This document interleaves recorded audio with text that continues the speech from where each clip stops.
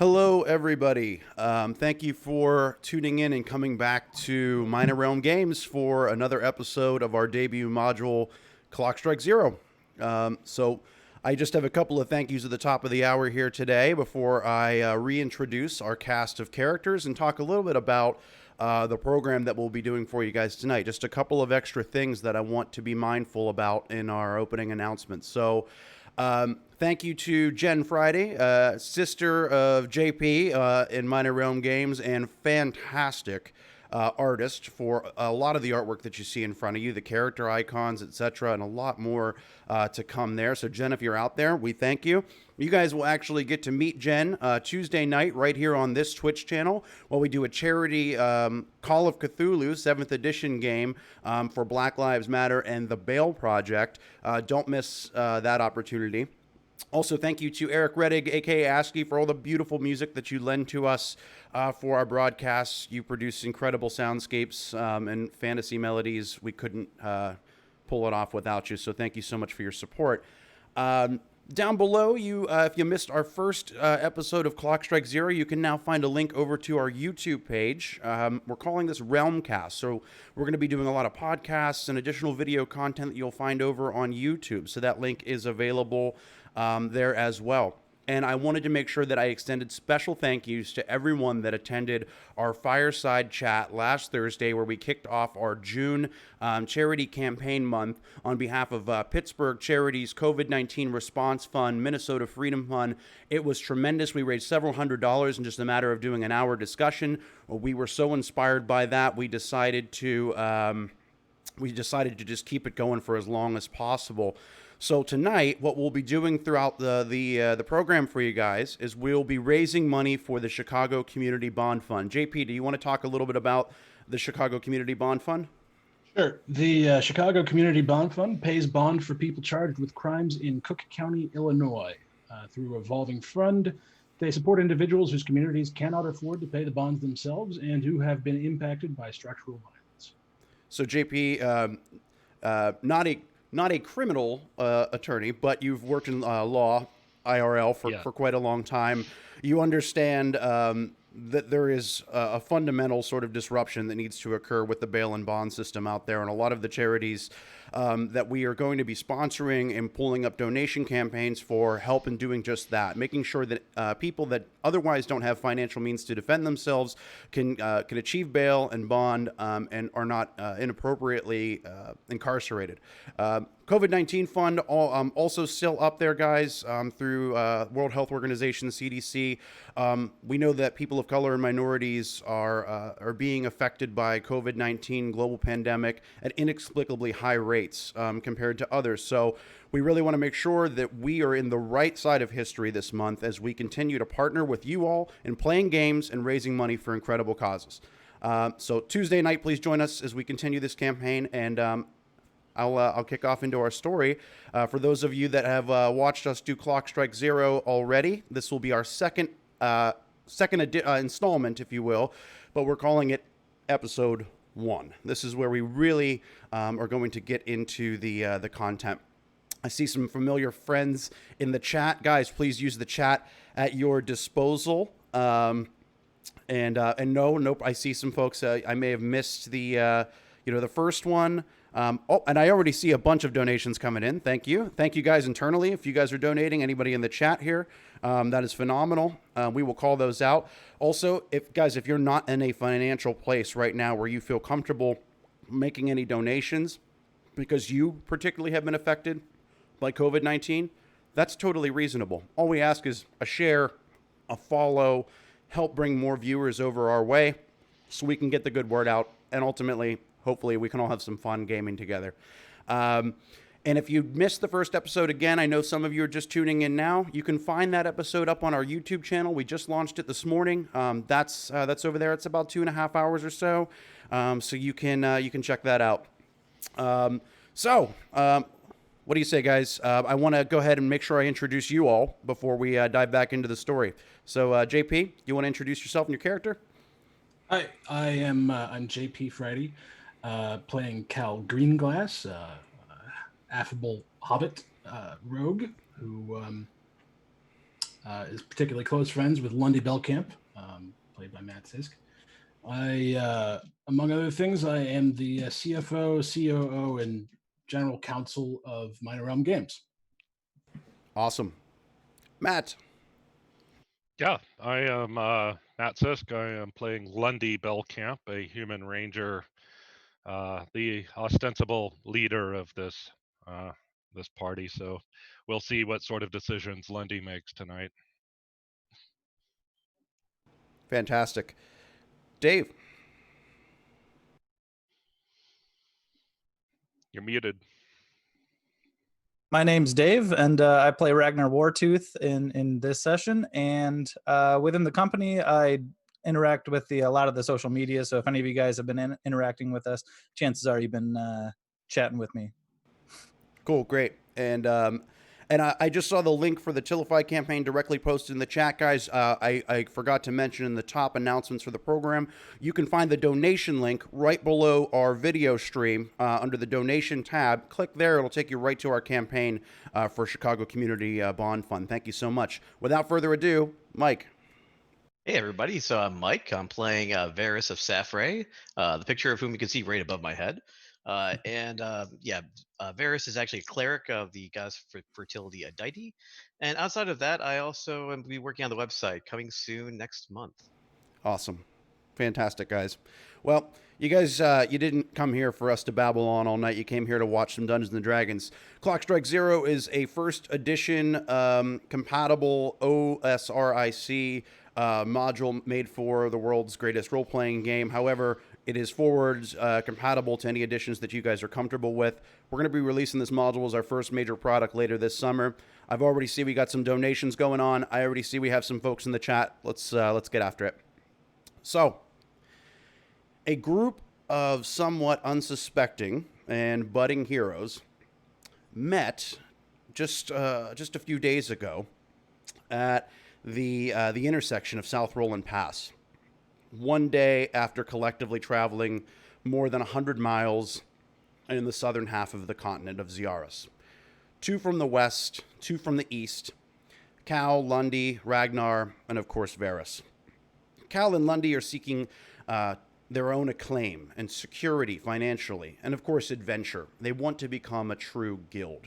Ragnar and Varys, just young men on the path of self-discovery with their own internal developments to be uncovered yet before them. And the four of you happened to run into each other and banded together in a bit of an ambush. You were attacked by a group of raiders. You managed to dispatch a few, one or two murdered, others fled, and you had decided to journey northward together, where you'd arrived in the late autumn evening into a town known as Blackworm. Cobblestone streets, green glowing gas lamps, scarcely occupied districts, a clock tower, cold and condemned, a placid and picturesque man-made pond, the maple and apple-scented breeze, a howling fall wind, which swept you inside of a tavern inn known as Penard's. After a few pints and a bit of engagement and conversation with the proprietor, Ivor Penard, you'd be whisked away into adventure in a town only intended for your highly required respite on your way to Herlevec, the legendary civilization and kingdom above, where you would make a plea to the High Court to be commissioned as an adventuring guild on behalf of the king. In this time, in this tavern, however, in this little unassuming town, you made an ally in the form of an old frail gnome. He would introduce himself as Mr. Gorgel, and he almost sort of made you feel silly for wanting to be an adventurer. Said that there was no pride and honesty, and that, in fact, he believed the integrity of life to be after and within family, and holding your loved ones close and taking care of another in servitude. But he would join you on an adventure, a quest, to rescue a boy from the haunted halls of an abandoned church across town in another district. Spiders, specters, dangerous falling, condemned structure around you.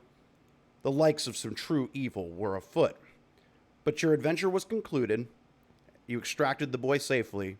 Mr. Gorgel burned the haunted church, at least the frame, the hollow frame of what it once was, to the ground.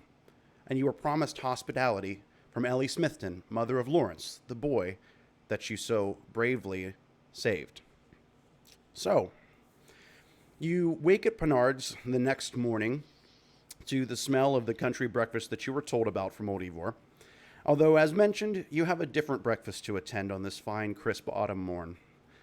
Ellie Smithton has prepared for you all a meal for rescuing her son from the haunted halls of the former St. Ethan's, now just ash and ember and rubble. The Smithton residence is a modest single sort of single-story, two-bedroom home, a small dwelling made of wood and stone. The inside features an antiquated fire stove and a splintered pub-style table set with plates and a countertop that separates the kitchen from the common area, also set sort of with the morning's fare, accompanied by its fine aroma, that of cabbage and bison, eggs and cider. I'm sort of hungry actually just talking about it. The old wise gnome, as you had inquired earlier, Mr. Gorgel sits in a rocking chair to the corner of the common area within the domicile, near the window, smoking his pipe and sipping a cup of tea.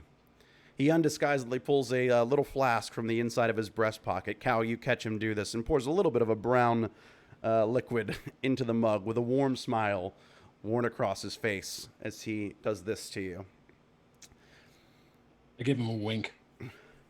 You were, of course, greeted warmly and kindly by Ellie Smithton and her two boys. Lawrence, 11 years old. The party, of course, you know him from your rescue mission where you saved him from the church underneath the fangs of a giant spider spun within its web.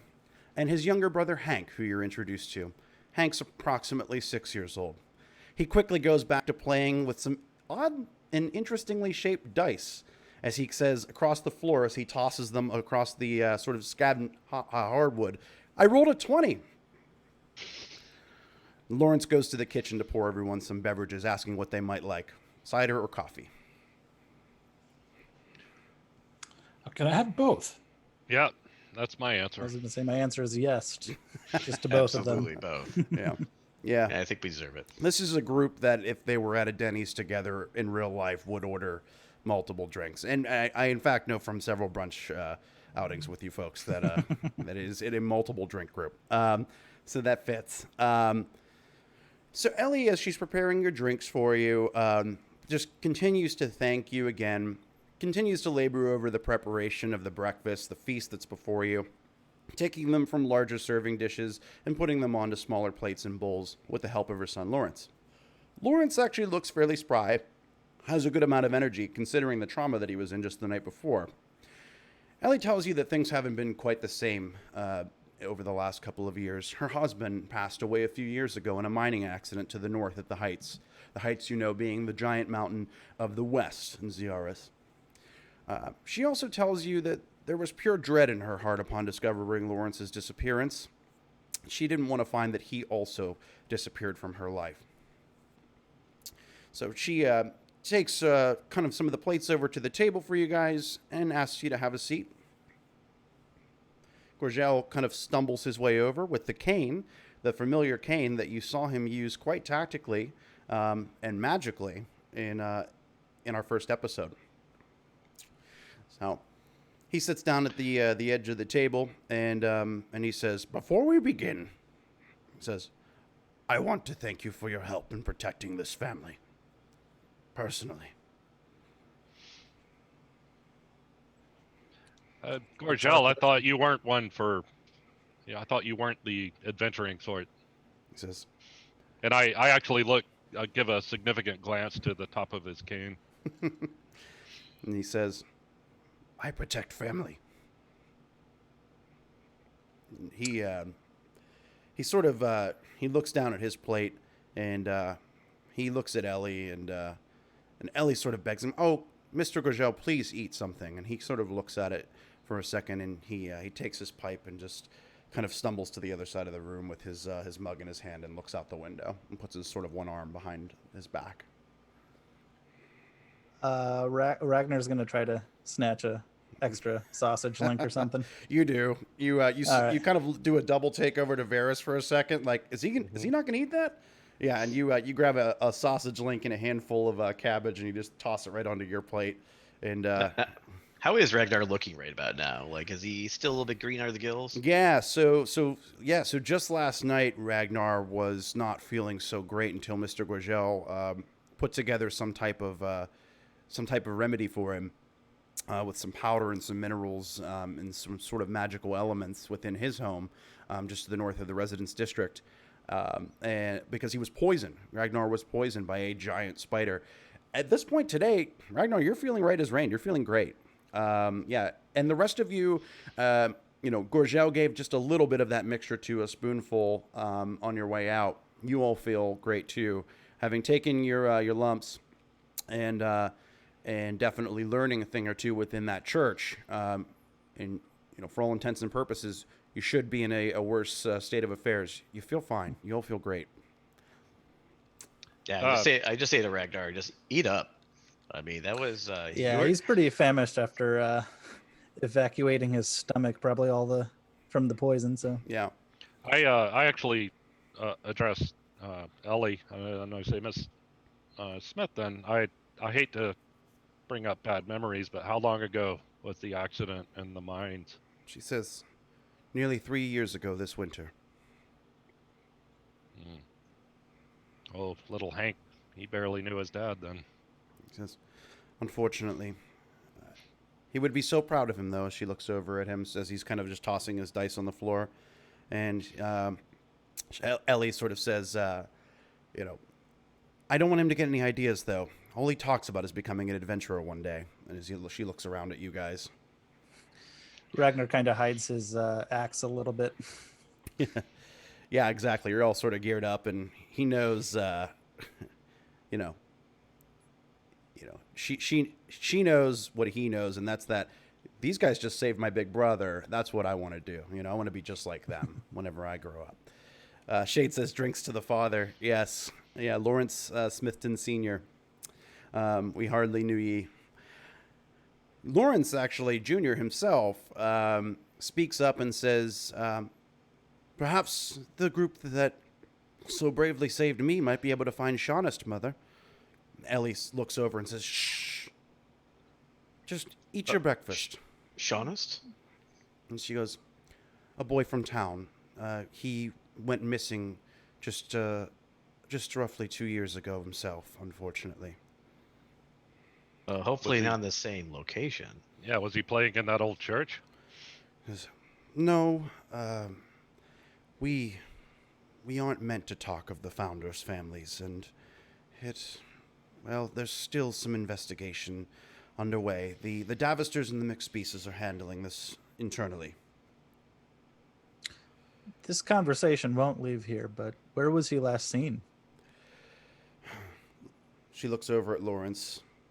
You may, and Lawrence looks up to you guys at the table and says, the Davister boy, Shaunist, he didn't get along with anybody at school. He got picked on a lot like me, and some boys, they were teasing him at the schoolyard. He said he was running home, but, and then the mother, Ellie, speaks up, but his parents did not see him that evening, and never a day since. Is Mr. Gorgel, is he overhearing this conversation? He is. Gorgel actually starts to stumble over a little bit from the window. And he says, legend has it that young Shaunist Davister wanted to practice magic. Became quite obsessed with it until his father Lucan put the ideas to bed. He wanted to raise the boy to be a champion athlete, a noble dilettante as himself. The boy wanted no such thing. No such thing at all. I'm quite familiar with the trappings of family. Can see why you might want to run away if that were the case. I take it that Lucan wasn't. He was a very stubborn man. I take it. Didn't like his will being bent. It seems to have humbled him in a way, losing his boy. It's unfortunate that it took something so dire and so somber to occur in his life. I suppose you might be right about that, but I mean, there's no indication that the boy is past. He's just missing. Well, How old was he when he went missing? Lawrence says, he was a few years older than me. He must have been 12 or 13 or so. Anyway, Mother, I'm sorry that I mentioned it. I didn't mean to upset you. And Ellie says, no, that's fine. That's fine, honey. Just then, as the conversation is sort of swirling around the supposed lore of the disappearance of the Davister boy, you're a pounding on the door, just a pretty aggressive pounding. It sounds as if a few persons are outside, just standing outside of the Smithton home, and a louder, a more boisterous call advertises the opposing party. Ellie Smithton, we believe there is a character inside that we need to question. This isn't about you and yours. Just open the door. Ellie kind of looks around at you guys, and she... Yeah, Lundy actually heads straight to the door. Yep. Hell hides. Yep. Cowhides. Awesome. Yep. Yeah, Varys is gonna go up with Lundy as well. Okay. Yeah, Ellie kind of has you guys at her immediate right, and I would assume probably Ragnar is going to be kind of back and to the left, to an extreme left.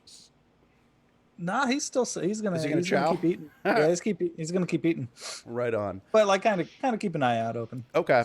No, sure. So, yeah. So Ragnar kind of looks over his shoulder a little bit, and then just kind of gets back to digging in. Ellie opens the door a little bit, kind of maybe just 7 or 8 inches or so. You guys standing as her shadow off to her immediate right. There's a man there, appears to be human. Says, "Morning, ma'am. My name is Lieutenant Warner of Ivine, King's 5th Division. We have it on fair authority that dark magic was used in Blackworm late last night. The Northern Fire Brigade confirms that, and old St. Ethan's was torched to the ground with it. And I expect it may have been a little old gnome that's having breakfast with you this morning." So he kind of points inside, sees you guys, and he kind of tries to point past you, but can't quite get past where Varys and Lundy's respective statures are, blocking, sort of obstructing his view into the house.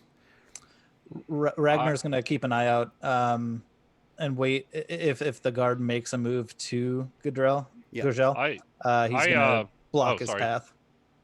Lundy will approach the guard, like just straight up, and say, "Yeah, I mean, that place was infested with spiders. We were there. We unfortunately had to burn them out." Yeah. He says, "And we have no problem with you. Word's got around in town what a young set of adventurers has done for this family and this neighborhood. That's not the problem here." Well, there was no magic that I saw. It was just flames. You hear Gorgel behind you as he's actually standing kind of right between you guys now, and he says, "Yes, there was." Shit.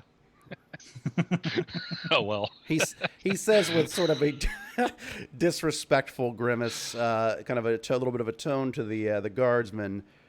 "A little early for you boys to be working. Is that what you're doing? I thought you'd be sleeping it off still. Alas, it was me. I used Forbidden Arcana in town last night." Ellie kind of looks over, eyes wide, looks at you guys, looks back at Gorgel, looks at the guard, turns. "Mr. Gorgel, your admission of guilt leaves you staring at a 50-year prison sentence. At your age, you'll be dead. It was not you. You were here last night fixing my kitchen table so we could have breakfast. Tell them, as she kind of looks around at you guys. I'll actually tell the guard, like, "Mr. Gorgel here saved your town. Show some respect." They say, Mr. Gorgel here saved my friend and saved this town. There was nothing forbidden in what he did. It was all for the good of the land. "With all due respect, sirs, you're new to this town. Dark magic has been forbidden here, explicitly, for decades. Mr. Gorgel knows that. And how would you know he did it? We have it on good authority. Yeah, and whose authority is that? At this time, we won't be taking questions. Mr. Gorgel, come with us." Ragnar stands up and blocks the path and goes, "What's so dark about saving 2 lives?" Mr. Gorgel says, "Boys, now is not the time to be heroes. There is due process. I will go to the magistrates with them this afternoon. I will plead my case to the young mayor, and I will be free by this afternoon and meet you at the tavern." What is the young mayor's name? The young mayor is Rawlings McSpeece. Rawlings McSpeece. I say, "Gorgel, you saved our butts. So We owe you. If you would like to speak on my behalf, guard says, court will be held at noon. The gnome's right. It's about actually 9:30, 10 a.m. right now. I actually sort of tapped the guard on the shoulder and like, you there, what is your name? The guard that's been addressing the room? Yeah. Yeah. He says, Lieutenant Warner of Ivine, King's 5th Division. Okay, Lieutenant Warner. Well, you seem like a decent man. There's sort of two half-elf looking characters behind him, sort of armed, pretty well armored, pretty well armed, leather sort of studded on them, some weapons that you can see sort of slightly concealed. Where is Cal's vantage point right now while this is all going on? Or is he just sort of tucked away? Yeah, I mean, Cal's under the table. Okay, so he's under the table. You can see Cal from where you are with your keen level of perception. There's something off because there's sort of strikes you as familiar. Mr. Gorgel sort of puts his hands together. He's cuffed. He's taken into their custody onto the front stoop. He kind of looks at Ellie and says softly that it'll be okay, dear. And the door closes. Cal, you stand up and you scratch your head for a minute. That peculiar thing that you sort of notice is that these guard were wearing a golden sort of letter S you saw stitched against their lapel and their overcoat, respectively. The raiders that you scrapped with at South Roland Pass were also wearing an S on their lapel and overcoat. You believe in the time since you've gotten here and you've checked back in some of your notes that S to be affiliated with a group of assassins, highly dangerous, infamous assassins guild members called the Silhouette.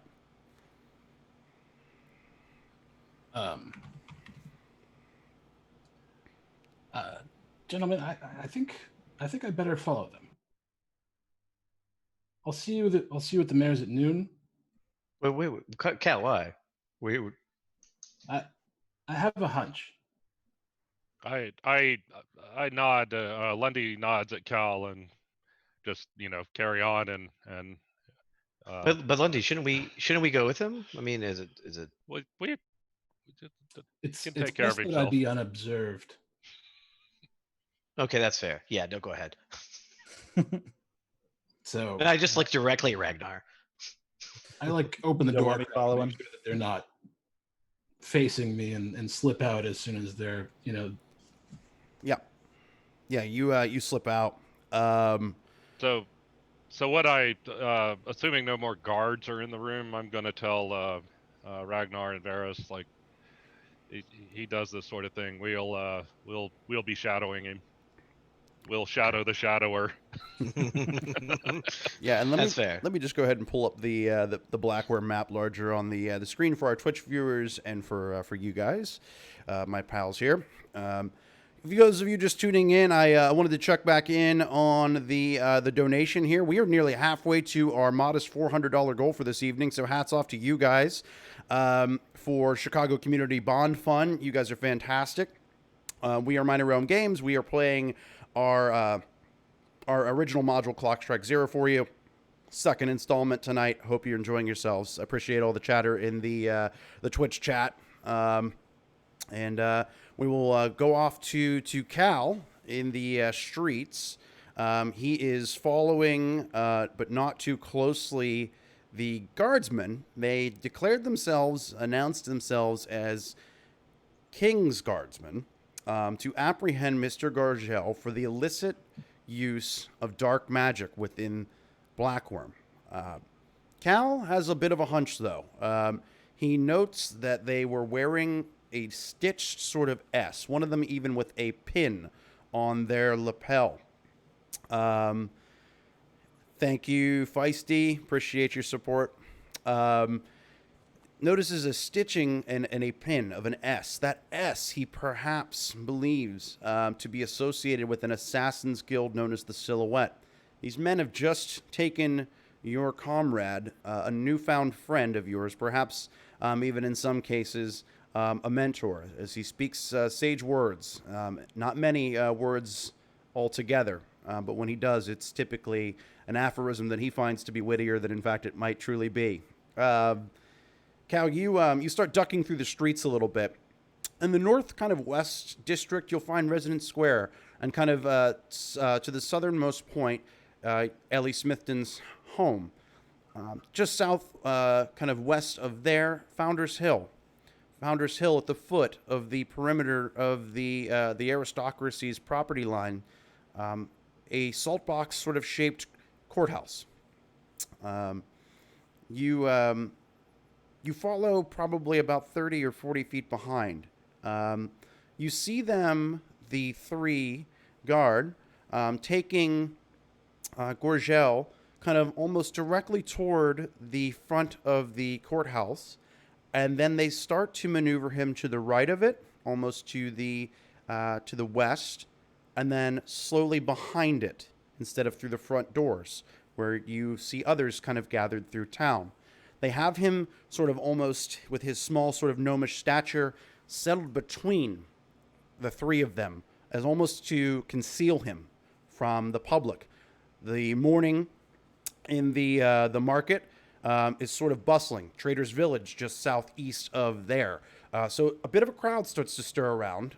Nobody seemingly paying attention to this group of individuals that have apprehended Mr. Gorgel. What do you do, Cal? Yeah, so are there any spots where I can like sort of hide on the sides as they're going around back, or is it just an empty alley? So you can hide sort of with a slight crouch, even along the sort of perimeter line of the magistrate sort of building, the structure there.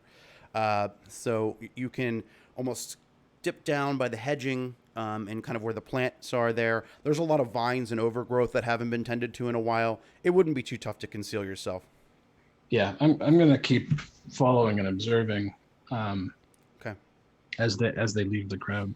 Okay. Yeah. So you make your way across the massive sort of ornate compass rose that's embedded into the cobblestone. Skip across to the southern sort of Founders Hill perimeter, the old sort of magistrates building there. You give them a couple clicks. You let them get out ahead of you. And go ahead, Cal. Just give me a sneak check. Okay, so that would be what? Move silent? Yeah.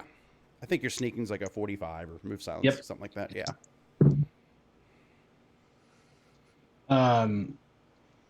That's a 58. So that's a big no there. You actually, and this is where the fun begins, folks. We learned this on our first episode. Whenever these guys start rolling dice, that's whenever shit hits the fan here, apparently. Lundy, you were proof positive of that last time, where you just had arrows clanging and banging off the walls instead of into the spiders in the church. Even the rats were not a victim. Cal, you clumsily, but you do manage to fall behind the bushes. You actually trip on some stones. Some, like, at one time they look like to be painted decorative stones sticking out of some mulch near the front doors and sort of stoop and porch of the steeped roof. And you kind of try to duck behind them. You catch one of the stones, dumph, and you bite it chin first down on the ground behind there. But now you're in a position to sort of army crawl a little bit to follow them behind the western side of the building. Yeah. So I'm, assuming that they don't. Yeah, whenever you get a chance, Bill, I'd like to update you, but Okay. Yeah, unless they're looking at me, I'm going to in my direction. I'm going to keep. Okay. You keep on keeping on. Go ahead, Matt. So, like I said, I don't know if Ragnar and Varys, we really didn't have a discussion about it, but I am going to literally, like I said, shadow the shadower, Yep. and I'm going to be, I am a tracker, so I should be able to follow without too much trouble. And I just want to really, the most important thing I'd like to find out is what direction they're heading in, like, Yeah. in the sense of whether whatever wherever the mayor hangs out, like if they're heading that way. Yeah. So everything's sort of up on the hills behind this kind of almost crummy looking, rundown, dilapidated court office are all mansions up in the hills. And you know that to be the Founders Hill. You've heard that term a handful of times since your arrival last night here in Blackworm. Lundy, as you're creeping up, and we'll get to Ragnar and Varys here in just a moment, as you're creeping up, the crowd starts to fill up a little bit. You blend in fairly stealthily, and you actually, as you cut to the edge of the crowd across the compass rose, that's when you watch your friend bite it on the dirt over the stone and then disappear into the hedge line. It looks like they're going behind this little building, but not necessarily up the hill. Okay. I don't keep going. I just make a note of it. Like, Okay. and I'm gonna inform Ragnar and Varys of what I've seen. It's whenever they catch up to me, or however it works. Awesome. I want to take a quick shout out again here, guys. We're doing a charity run tonight for Chicago Community Bond Fund. I want to go ahead and refresh that. Yeah, that's fantastic. We're nearly halfway at our goal. We're not even an hour into the broadcast yet. Hats off to you guys. You guys are phenomenal. Thanks, guys. I see a couple of new follows here, so thank you so much. Straight Runner 240, you rock. Steakachino, you rock. Thank you for all of the follows this evening. Your support is it means the world. Thank you so much. All right, Ragnar and Varys, Cal and Lundy have sort of gone off to try to keep up with the suspicious guardsmen who have apprehended and arrested old Mr. Gorgel. What are you guys doing? Where are your heads at? Oh, do you want to shadow the shadower of the shadower? Yeah, Ragnar kind of takes a look, sees Lundy kind of bust out. He's going to take a couple last. Lundy already knew that Ragnar would be clomping along like Right. a bull in a china shop, so he's going to grab. That's why he skipped ahead a little bit.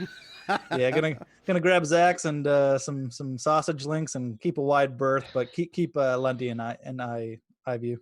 Yeah, I'm gonna do pretty much the same thing. I'm just gonna take as much cider. Yeah, actually, they have. I asked Ellie, mind if I just take this glass with me? I just bring the cider out with me. Just get a sippy cup to go. Exactly. I mean, we just saved her son, so I don't think she would mind. The glassware is yours. You can take it. Yeah, you guys head off. I saw in the chat, shadowing intensifies. That's awesome. Yes, so everybody is shadowing everyone. I like how everybody just knew we were just going to stay a certain amount of clicks apart, and we're all going to move in motion behind this is so conspicuous too. I mean, you basically see that there's 4 new people just sort of being barely 10 feet behind each other. I'm imagining like Mr. Bean walk, exactly, walk. or like John Belushi darting from wall to wall. I wish we had the dun dun dun dun dun dun sort of sound effect every time one of you sneaked a little further. So yeah, you guys head off. About how far do you guys want to go behind Lundy, Varys and Ragnar? Oh no, I'm holding a glass and there's liquid in it, so I'm gonna stay a good amount back and take my time while I'm walking. I mean this. Yeah, Ragnar's probably just gonna be walking naturally, yeah, not really trying to sneak, because I mean, there's no open container laws here. Sneak. This is a you can take the glass, it's fine. Lundy is waiting on them, on Varys and Ragnar. He knows that they're probably not far behind him.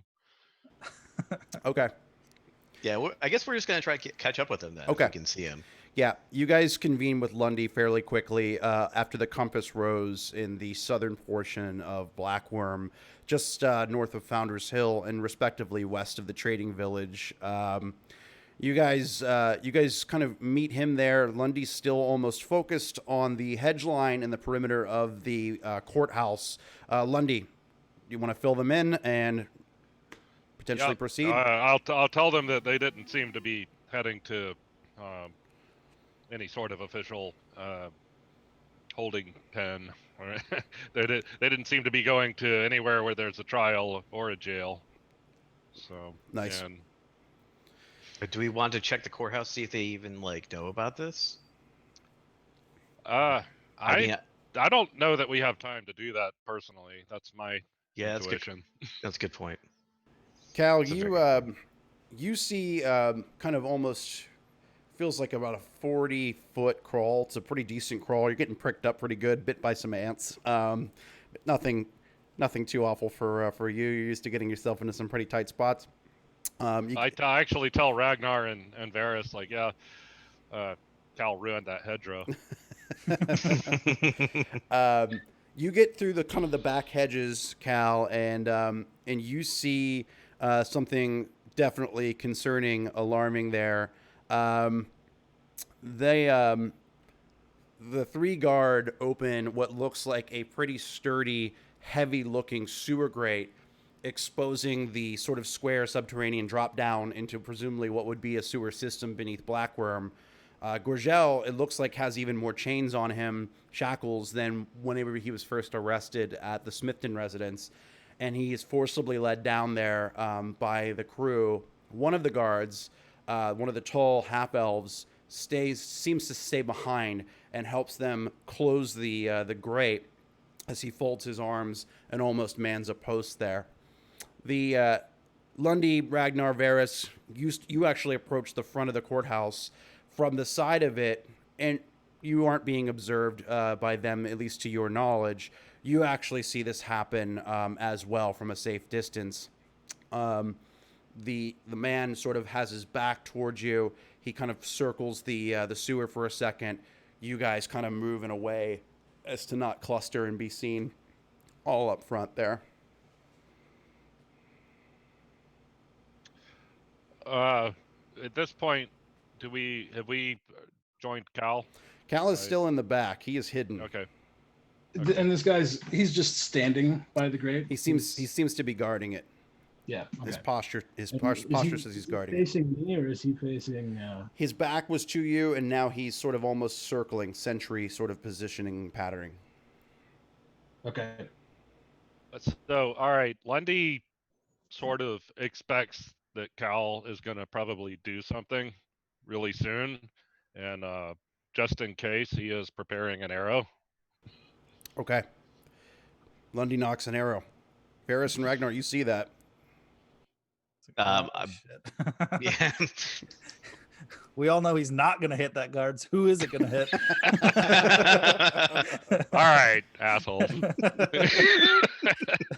I will personally donate $100 to the fund tonight if Matt misses his first shot. Mark my words. How about this? I will too. All right, you want to match it? We'll do. Yeah. All right, $100 from you and I both to Absolutely. Chicago Community Bond Absolutely. Fund if you miss your first And shot. the dice can be cruel, but hopefully not towards me, right? All right, let's do it. Let's do it. Cal, you see the sentry. You are very adept at monitoring people's tempo, their pacing. You know he's circling at about 2-3 Mississippi, just an even sort of click pace around there, and you have about 1.5 seconds where he's completely facing in the opposite direction.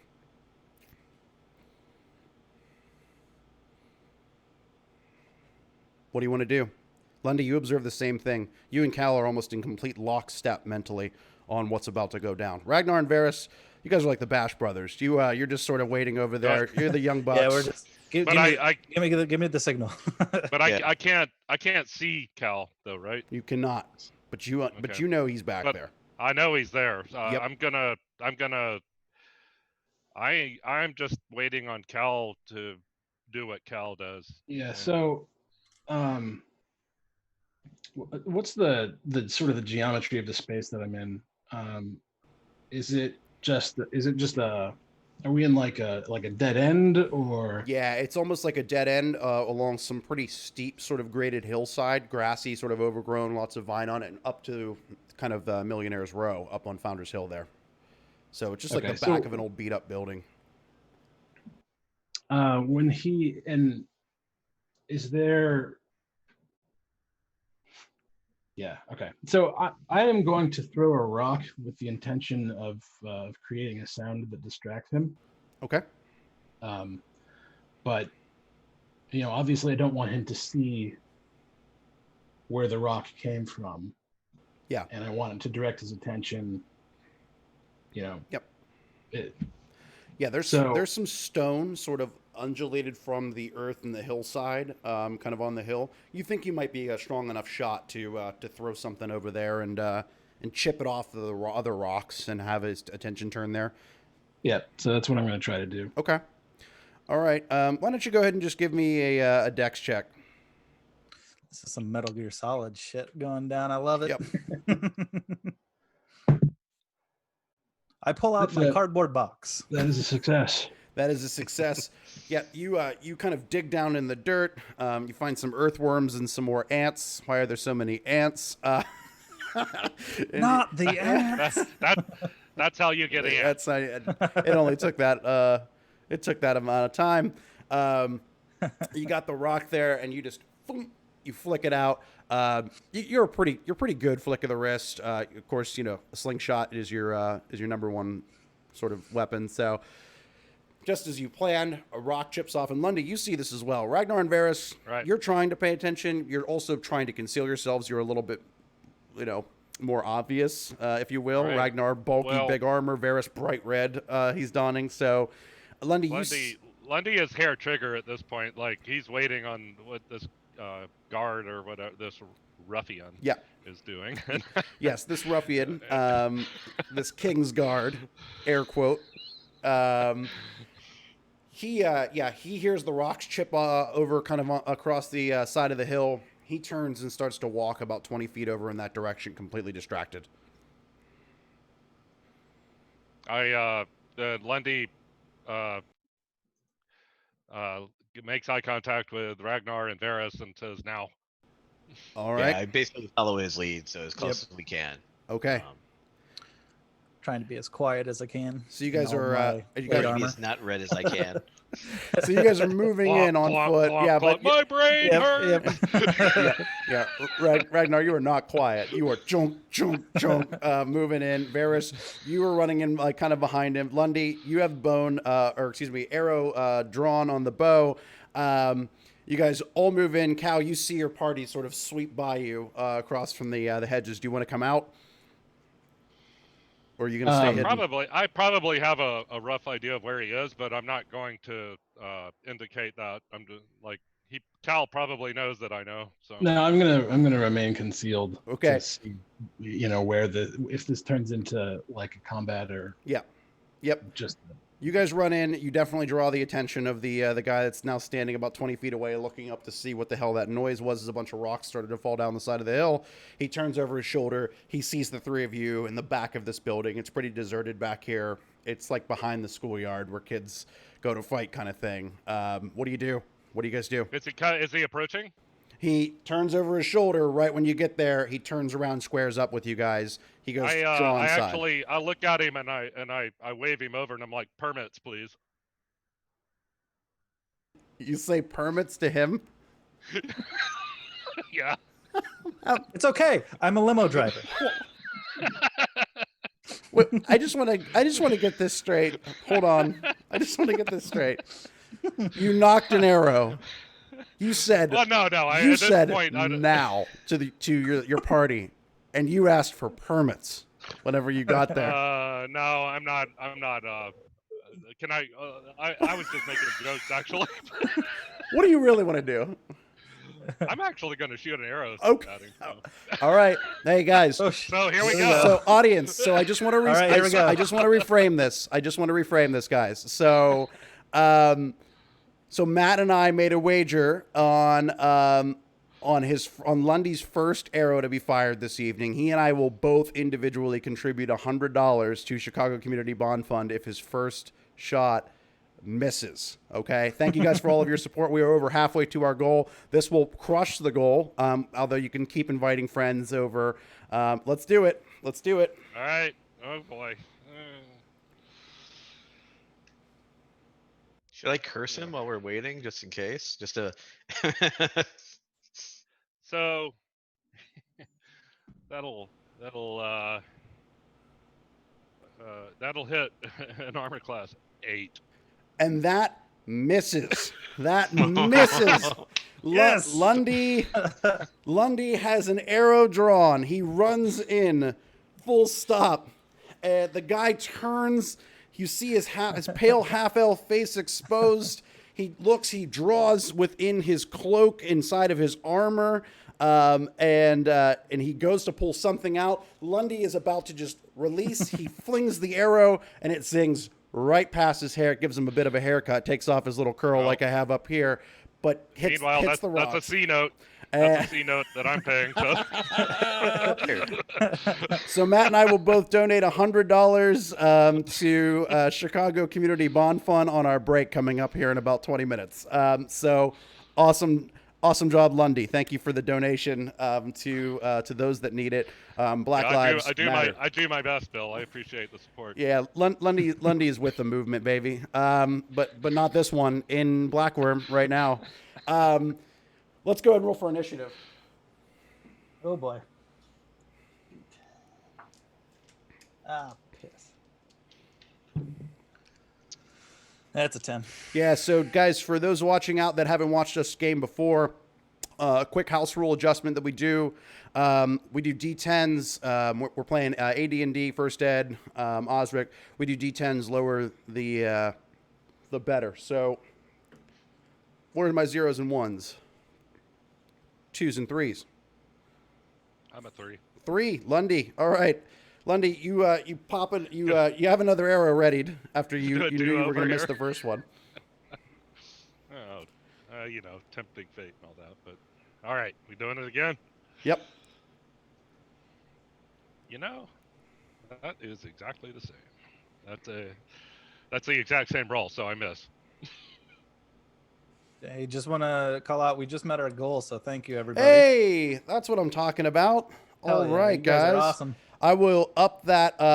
I will change that bar at our break to reflect that we have easily smashed our goal. I haven't even thrown down my money yet from Matt's missed shot, so we easily smashed our goal in less than an hour of gameplay this evening. You guys absolutely rock. Thank you for tuning in. We're Minor Realm Games. This is our original module, Clock Strike 0. We're raising great money tonight for Chicago Community Bond Fund on night 2 of our charity campaign this month. And right now, our adventurers are about to get into it with a very suspicious Kingsguard. 1 arrow missed. Lundy, 2nd arrow? No, that was the exact same roll, so that would have hit an armor class 8. Okay. Lundy misses twice. That's another 100, Matt. Yeah. No, that's not how that works. That's not how that one works. The guy moves in, actually, and he seems to actually have a bastard sword on him. He draws that and moves in against you, Lundy. He does old school, man. Yeah, Bastard sword. yeah, baby. He actually slashes you for 2 damage. He comes right in and slashes you as he kind of just turns his neck very quickly, evading the 2nd arrow. That did not improve Lundy's day. That did not improve Lundy's day. Where are my 4s, 5s, 6s, 7s, 8s? I'm an 8. Okay, Varys, what's up? Yeah, I'm just going to go ahead and basically seeing that he's actually taking an attack at Lundy, I'm just going to go ahead and take out my mace and just try to clock him with it. Let's do it. So, let's see. Ooh, I don't think that hits. No, I think that hits like an armor class like 14 or something like that. That is not going to do it. Chart. That is not going to do it. Well, that wasn't a 1, right? No, it wasn't. Yeah, I was going to say, oof. Okay, this is not going well, but again, if we remember, if anybody tuned in on the first Clock Strike 0, it's a slow burn for these guys. But once they get cooking, you just wait. For what it's worth, Lundy is actually a little impatient with Cal at this point. Oh. the nerve on this guy. Varys, you miss. Where are my 8s? I think Mike was an 8. 9s. All right, 9. Cal, do you want to show yourself? Yeah, I'm going to pop up and shoot this guy with my sling. That's right. Let's do it. And I guess, well, actually, no, because this is an opportunity to backstab. So I'm gonna. It is.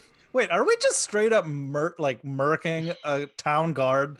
Yep. Backstab. I have with reason to believe But that he's not because he's not. You know, like Melundi boy. absolutely does not believe that this is Yeah. an official of the town. Right. And we can also,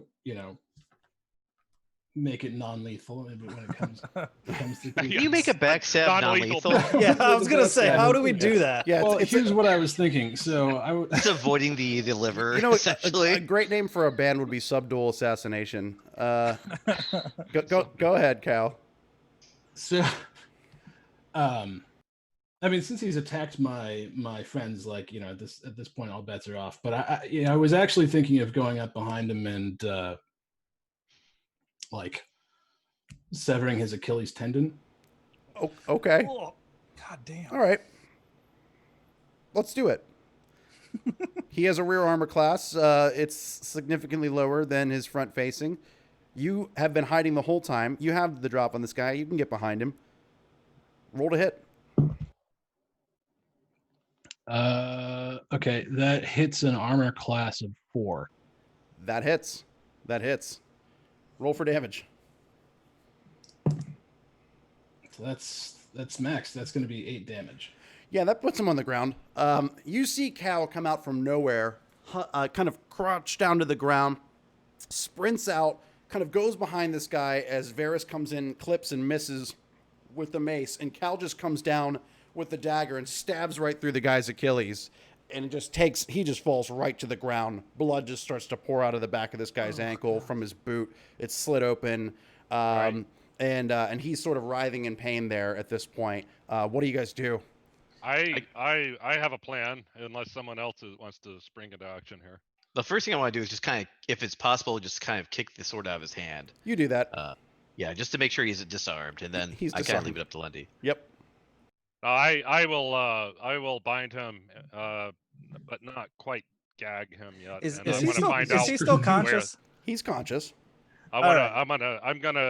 Lundy is gonna be as intimidating as possible, which is,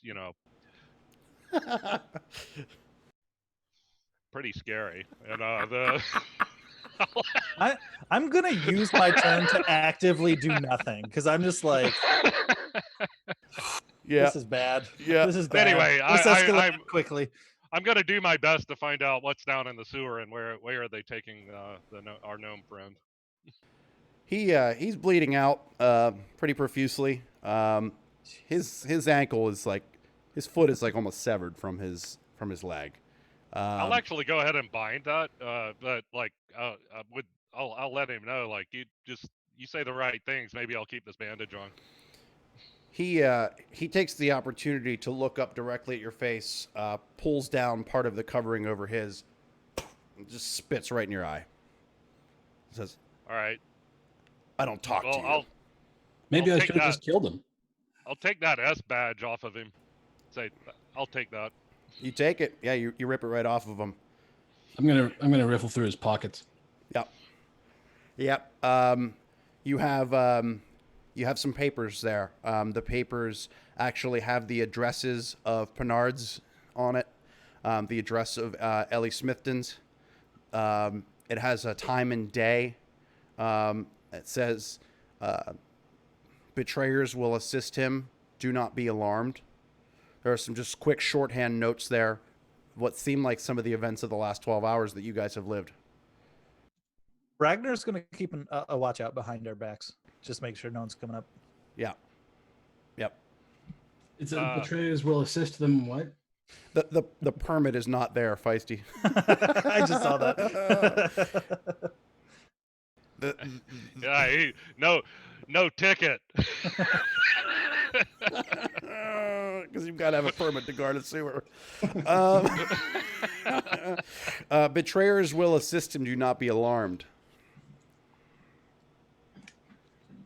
Yeah. So I actually read that aloud to everybody. Betrayers will assist. Do not be alarmed. Yep. Yeah, I'm assuming that means him as in Gitro or Gurgel. Mixing up campaigns, Bill. That's okay. So is the sewer, is it closed currently? Is there like a sewer grate over it? It's a grate, yeah. And Cal, you saw them lift it up with just two guys. So it's pretty sturdy. I mean, it's fairly large, but you have a Ragnar. I So, say I say to the is this- group. Is this Uh, guard dead? I missed that part of the No, guide. he's not dead. He's not But we dead. should dump him into the sewer. Okay. Yeah, I agree. He's not dead, but the most casual I've ever heard you say anything that violent. We should Lundy, dump him in. Lundy's kind of in a mood to like he's got the S badge in his pocket and he's kind of wanting to drop this guy on his head down the sewer grate. So I'm just gonna caution you against that, Lundy. We actually have the badge. Why don't we use it and pretend to be these guys? You think? like is there a physical match like in terms of height and girth and all that? Not really. No, the closest one to them would actually be Varys. Not sure if I have the dress code down though. Yeah, you definitely full plumage. Lovely plumage. I think we should just follow. I think we should shoot down the grate. We can take him down there. He's not long for this world anyway. So yeah. So the great Ragnar, you go over and inspect that. This is Ragnar duty. It's pretty heavy, but give me a quick strength check or a lift gate check. Either one's fine. Is it a tarpaulin? Yes, there's no tarp on it. There's a tarp. There's no tarp So would on that it. just be a straight strength check, or If you have the BB or a lift gate on there, that's fine too. You can use that, whatever you want. I don't care. I'm just gonna do strength. Okay. So that is a 12, so I think that makes it under 18. Yep, that's correct. Cool. All right. So yeah, you easily, as the group's talking about what to do with this guy, and all the talk of permits has sort of bored you at this point. So you walked over and just hulk up the gate. You set the grate cover aside from the opening. You see that there's a pretty deep sort of descent there. Pretty big drop. It looks to be for at least what you can see, minimum 30-35 feet down. With a sort of a little iron sort of rusted ladder fixed into the side of the stone, kind of rectangular sort of chasm there that would lead down into the sewer system. The smell's pretty rank as soon as you stand over it. You can hear some waters down faintly below, but if you just sort of drop this guy, then sorry. I mean, Yeah. alternatively, if we could hide him in the hedge, if you think that. Yeah, we're not actually going to murder this man, are we? Because He's gonna bleed out if we don't patch his heel. Well, I don't know. Yeah. we maybe. could probably maybe stabilize him with. I cloth. actually tell Cal see if anyone's down there, and I don't want this guy just plopping down and like in the middle of a bunch of his friends. Would you like me to scout it out? Yes. Yep. All right. So I climb down. Oh, fair plan as any. So you start making your way down, Cal. By the way, I'd like to just point out, for the record, for all of our viewers, this is the second time we've split the party in an hour. I feel good about our chances here. It won't be long. I'm just Cal's presumably we have a way of telling if the coast is clear, but right. So rule number 1 of D&D: always split the Always party. split the party. I don't as care. frequently as possible. And I'm edition All right. agnostic. Doesn't matter which edition, split it. let me be clear, Bill. I was sort of envisioning like a vertical drop with a ladder or something. If it's a slope or something, then So it's a different. climb down. It is a climb down on this ladder against this sort of wall here. So, Cal, as you begin to make your descent, you realize, it's at least 30 feet down, probably more like 40, 45. You get over halfway down, you actually see the sort of the bottom. There are some waters that are surging actually on a sewer channel down there. It looks like, respective on each side of the channel, are sort of sharded and chipped stone sort of walkways for individuals to get down into the sewers, presumably for cleaning and maintenance, etc. So you look up to the group. Wait, are we taking this guy down with us? What are we? We are. We're gonna try. Yeah. I mean, I don't want to knock Cal off the ladder, so yeah. We're gonna... So Bill, with Ragnar's extensive mining background, he knows how to lower down rocks, I would assume. Mm-hmm. Could I try to make I've got like 50 feet of rope. Yeah. Can I try to make like some sort of harness that I can like lower him down? Yeah, you can do that. And I'll stay up and lower it down to Cal. You can certainly do that. Takes you about 5 or 6 minutes to make sure that you secure it properly. Give me a stonework check too, just to make sure that everything structurally in there is sound, as you did with the church. Would that is that going to be a D20 or a D100? So it's a percentile. It should be over on your sheet there. Let me see that sheet. Yeah. Ooh, I rolled a 4. Okay, cool. So so absolutely. So you put that together fairly quickly, and you have a perfectly good harness for use. Cool. Yeah, awesome. Yeah. So if I see that they're coming down behind me, I'm gonna make my way down and try to find an unobtrusive corner. Yep. You plop down there. The guys are on the way. I'll make sure that the sewer grate is lowered. The grate's placed back over. Yep. Okay. Yeah. So you kind of drag that a little bit, move over. And it is placed a little precariously, but it'll be fine. So, Cal, you plop down first to the down to the flooring there. It is a sort of disgusting, dank, putrid sewer. It's really dark down there, but you do see some sort of phosphorescent sort of mold, and there are definitely sort of some oozes that are dripping from the sort of kind of almost ovular sort of ceiling. Hey, thank you for the new follow. Appreciate you guys. Visceral One, I appreciate you. And I think we had a follow a little while back too from McKellanox 256. Thank you so much for the follows, guys. It looks Mike like Lennox. Think of Mike Lennox. That's a buddy of mine from Mike. Is that Mike? Is that Mike? Oh, that is Mike Lennox. So now I feel like at this point I retire me saying the screen names. I've been thinking about this all weekend too, and I should just stick to running games. And let you guys do the screen names. McKellanox, by the way, great D&D character name. McKellanox. That is yeah. McKellanox it should be Mike Lennox. It should be your D&D character. I read it that way. So that just proves how much D&D we play. Yeah. People say it all kinds of ways. Thanks for the follow, buddy. Cool. So it looks like at the end of the hall there, and who by the way, who's coming down immediately after Cal? Just for my sort of edification there. I would assume it'd be Lundy. Okay. I'm last if I was. Yeah, Lundy's. I mean, I've still got the harness on me, so I don't know if they've. Oh well, we can once the hobbled fake guard is down there, then I assumed you'd be following him. Yeah, the guard is down there. Yeah, I was hoping to be like close to the rear if possible. Got it. Yep. I'll take very last though, just to. Okay.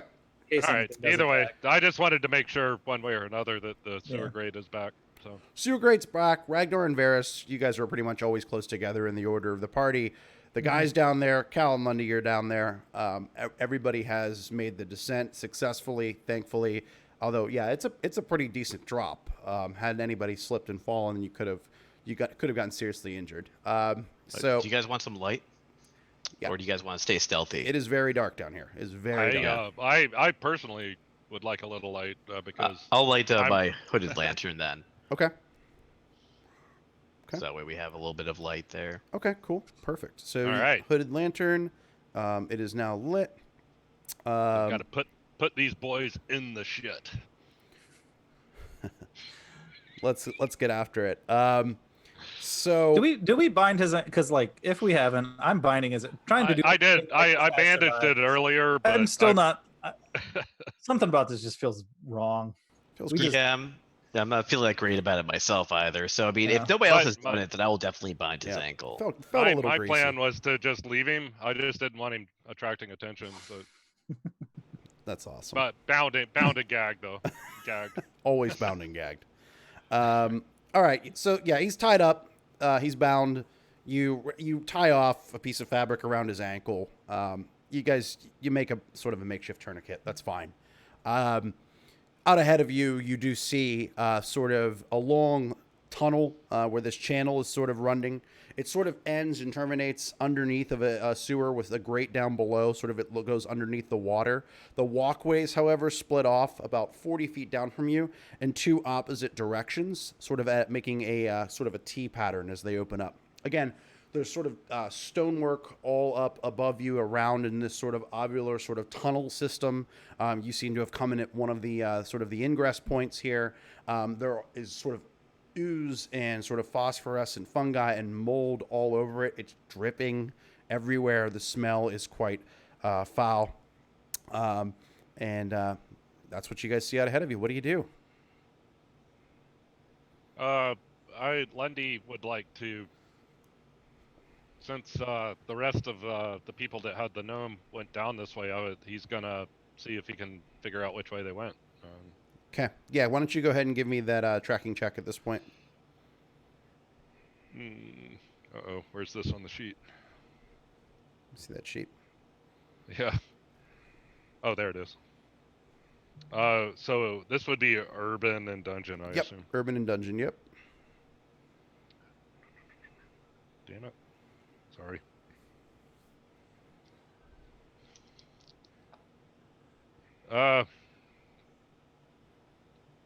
That's 48, so yeah. Yep. It seems like they probably went down to the right where the path sort of splits into that T shape. All right. Well, I'll wave them along and keep tracking. Keep on keeping on. In whatever direction they went. Yeah. Cool. All right. And I also keep an eye out for. I'm not a huge fan of oozes. Yeah. Yeah, no, I don't think anybody is particularly. And you know, Lundy and Cal, you know from your studies, Lundy, you know specifically, there's a lot of potential for some harmful disease and poisons from a lot of the stuff that's down here if it makes contact. A lot of it's necrotizing. Some of the oozes, particularly not so kind to metal in general, can corrode that very quickly. So, yeah, it's not pleasant. There's some nasty stuff down here. You make your way to the end of sort of the first. I tell them to put their COVID masks on. Yeah, just in case. It's be a neighbor, Matt. So what's our range that we can see down here? Is it like so you guys can see between like 40 to 60 feet at this point with the light helping you out. So it's really really dark, and it looks like some of the water is sort of playing some tricks and reflections and things, and yeah, there's not a lot of light. It's very dim incandescence from a couple of sort of candles over some of the pathways, but it's not very well lit at all. So between 40 and 60, just depending on how the light catches the water, and how bright the sort of fungi is that's sort of shining respectively with colors across the ceiling and the walls. When you get down to the end of the channel, you sort of hang that right. It looks like there's easily 100 feet of walkway that proceeds down in this direction. It seems to go off again to sort of a grate where the water flows down through the sewer system. At the end of this one, you do see a sturdy sort of iron door, though completely covered. It looks like in mold way down there. It's like a little blip on your radar, though, at this point visually. So, Bill, does Lundy have any sense of directionally in terms of the town map, like which way this is headed? Yeah, that's a fair question. While you're not entirely familiar with Blackworm, just from kind of being here a small handful of times, it looks like this would probably be leading you back through town up northward to Harvest Way, where Penard's is. If you okay, yeah, all right, probably up and then kind of almost southeast. Yep. So got it. Oh yeah, we're still heading forward. I was just curious. Cool. Yeah. So does this door look like it's been used at all? It does, but it is absolutely covered in what looks like a yellow sort of furry type of growth, and above it a green sort of dripping down everywhere around it. Does it seem like the crew that I was tracking actually went this way? It seems like it. Are there like any mechanisms maybe on the walls or anything like that they might have operated? Good question. Yeah. one of the light sources that I described was a couple of candles that are placed around the openings and the doors.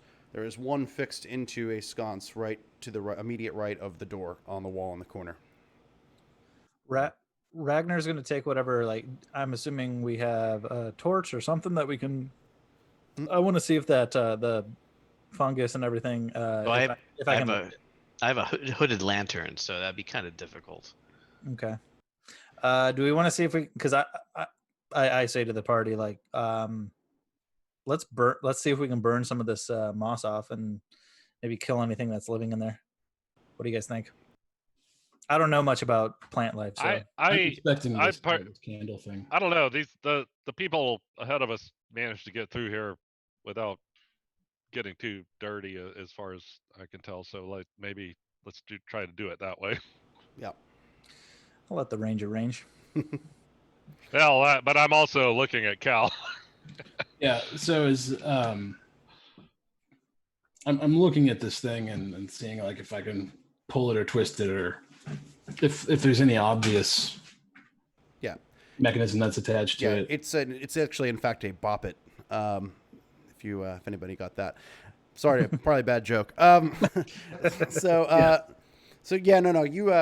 You kind of like push in on it for a second. You feel a little bit of resistance, but when you pull back, the candle actually clicks and turns with the holder. The door actually begins to kind of rattle for a second, and then it just boom, it budges open, and then it turns mechanically inside. On the kind of frame of the door, a piece of metal kind of comes down, providing a covering for those who enter through it, where the green ooze is just now pattering, sort of dripping on. Hey, way to go, Cal. That was awesome. Thanks. He's good. He's good at that kind of thing. Yeah, it's pretty dark inside.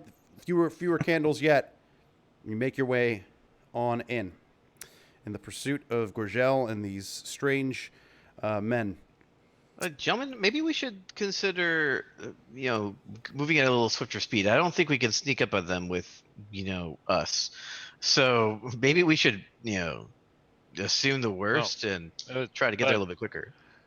I'm not saying that we should tiptoe, but as far as I know, they don't know that we're even approaching. So yeah, I wouldn't count out stealth entirely just yet, Ferris. Yeah. How loud are we? When Ragnar's involved, we might as well. Yes. Hey, like exactly how loud is our armor going? Like, how far ahead can they hear us? Probably. Ragnar's pretty much decked out in night gear, like he's loud. Yeah, he's full plate armor. Yeah, unless they have some sort of like, unless they're like singing to themselves, I think that they're going to hear us coming. They might be.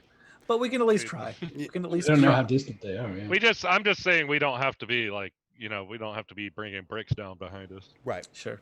So with cognizance of trying to be deliberately and intentionally as quiet as possible, you move through this doorway.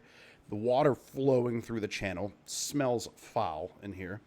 You have two more ways you can go. Again, this about 25 feet ahead splits off into two directions, water surging through an open sort of grate down below in the sewer system. It would be a swim, probably not the most pleasant way beyond there. A pathway left and a pathway right. Lundy, do you want to try to check again on the tracking? Go ahead.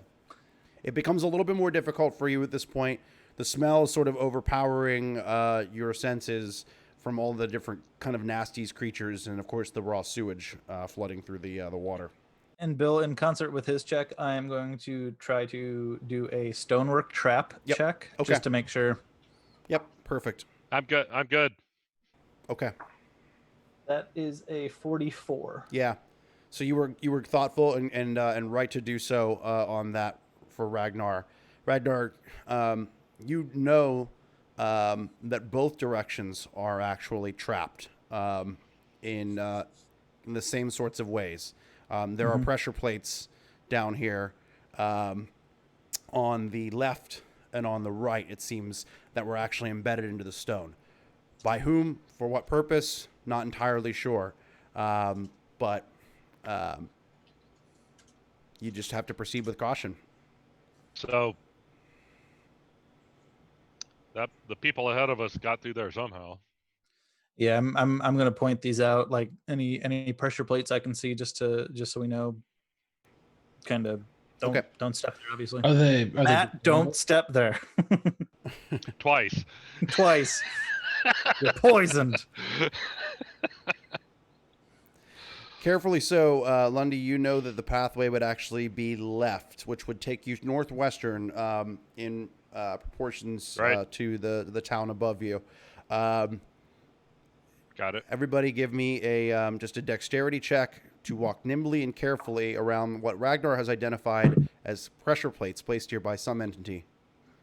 And just let me know thumbs up, thumbs down. Well, I think 2, right? Yep. That would Yep. going low. Yep. Yeah. 2. 10 against 11. Okay, you guys very carefully and narrowly make it through the pathway to the left. You come to a bold, mechanically locked iron door. Water surging down the channel, kind of again on this walkway. This iron door stands here off to the left of the water channel. This door is a lot more comprehensive and sturdy looking in front of you, Cal.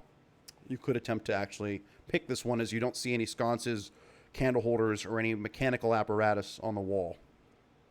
Is there that fuzz mold ooze thing on This the door is at all? this is scratched. The metal is actually tarnished and it partially corroded itself, but you don't see any of the ooze or fungi or growth on this one. Nice. Can we tell if it's scratched just from common use, or was there something that like? It doesn't look to have been scratched by a creature, if that's what you're getting at. It looks to be like armor and things have rubbed up against it. Probably Just workers down natural here. weathering. Natural wear. weathering. Yeah. All right. Yeah. So I'm going to try to pick the lock. All right, let's do it. Yeah, and I'm gonna watch our flank just to make sure nothing is following us. That's a 40 out of 43. So that'll do it. Yeah, that'll do it. You snap one. It is a very complicated lock. You snap one of your picks.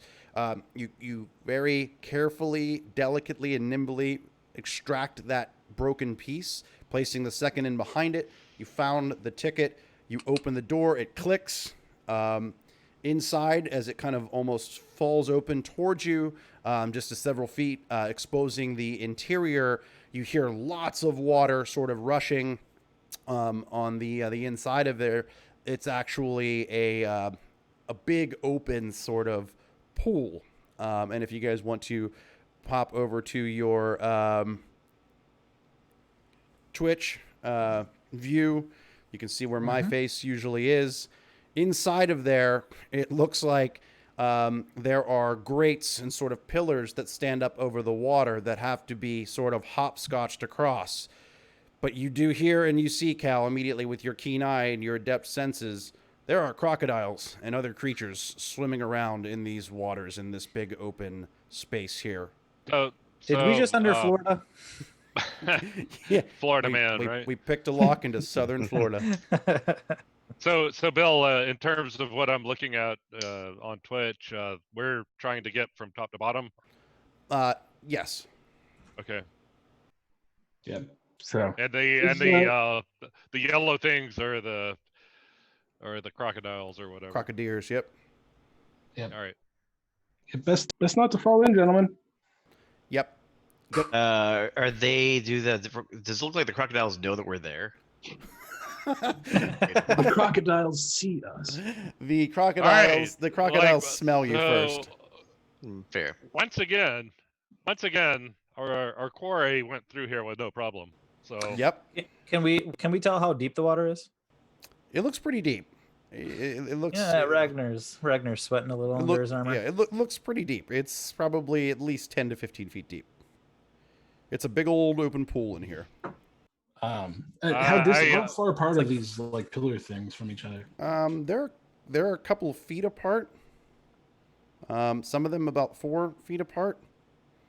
Lundy actually asked Cal, because Lundy doesn't know the answer. Like, do you think that they could have carried that that tied up gnome through here, like no problem, just hopping from stone to stone?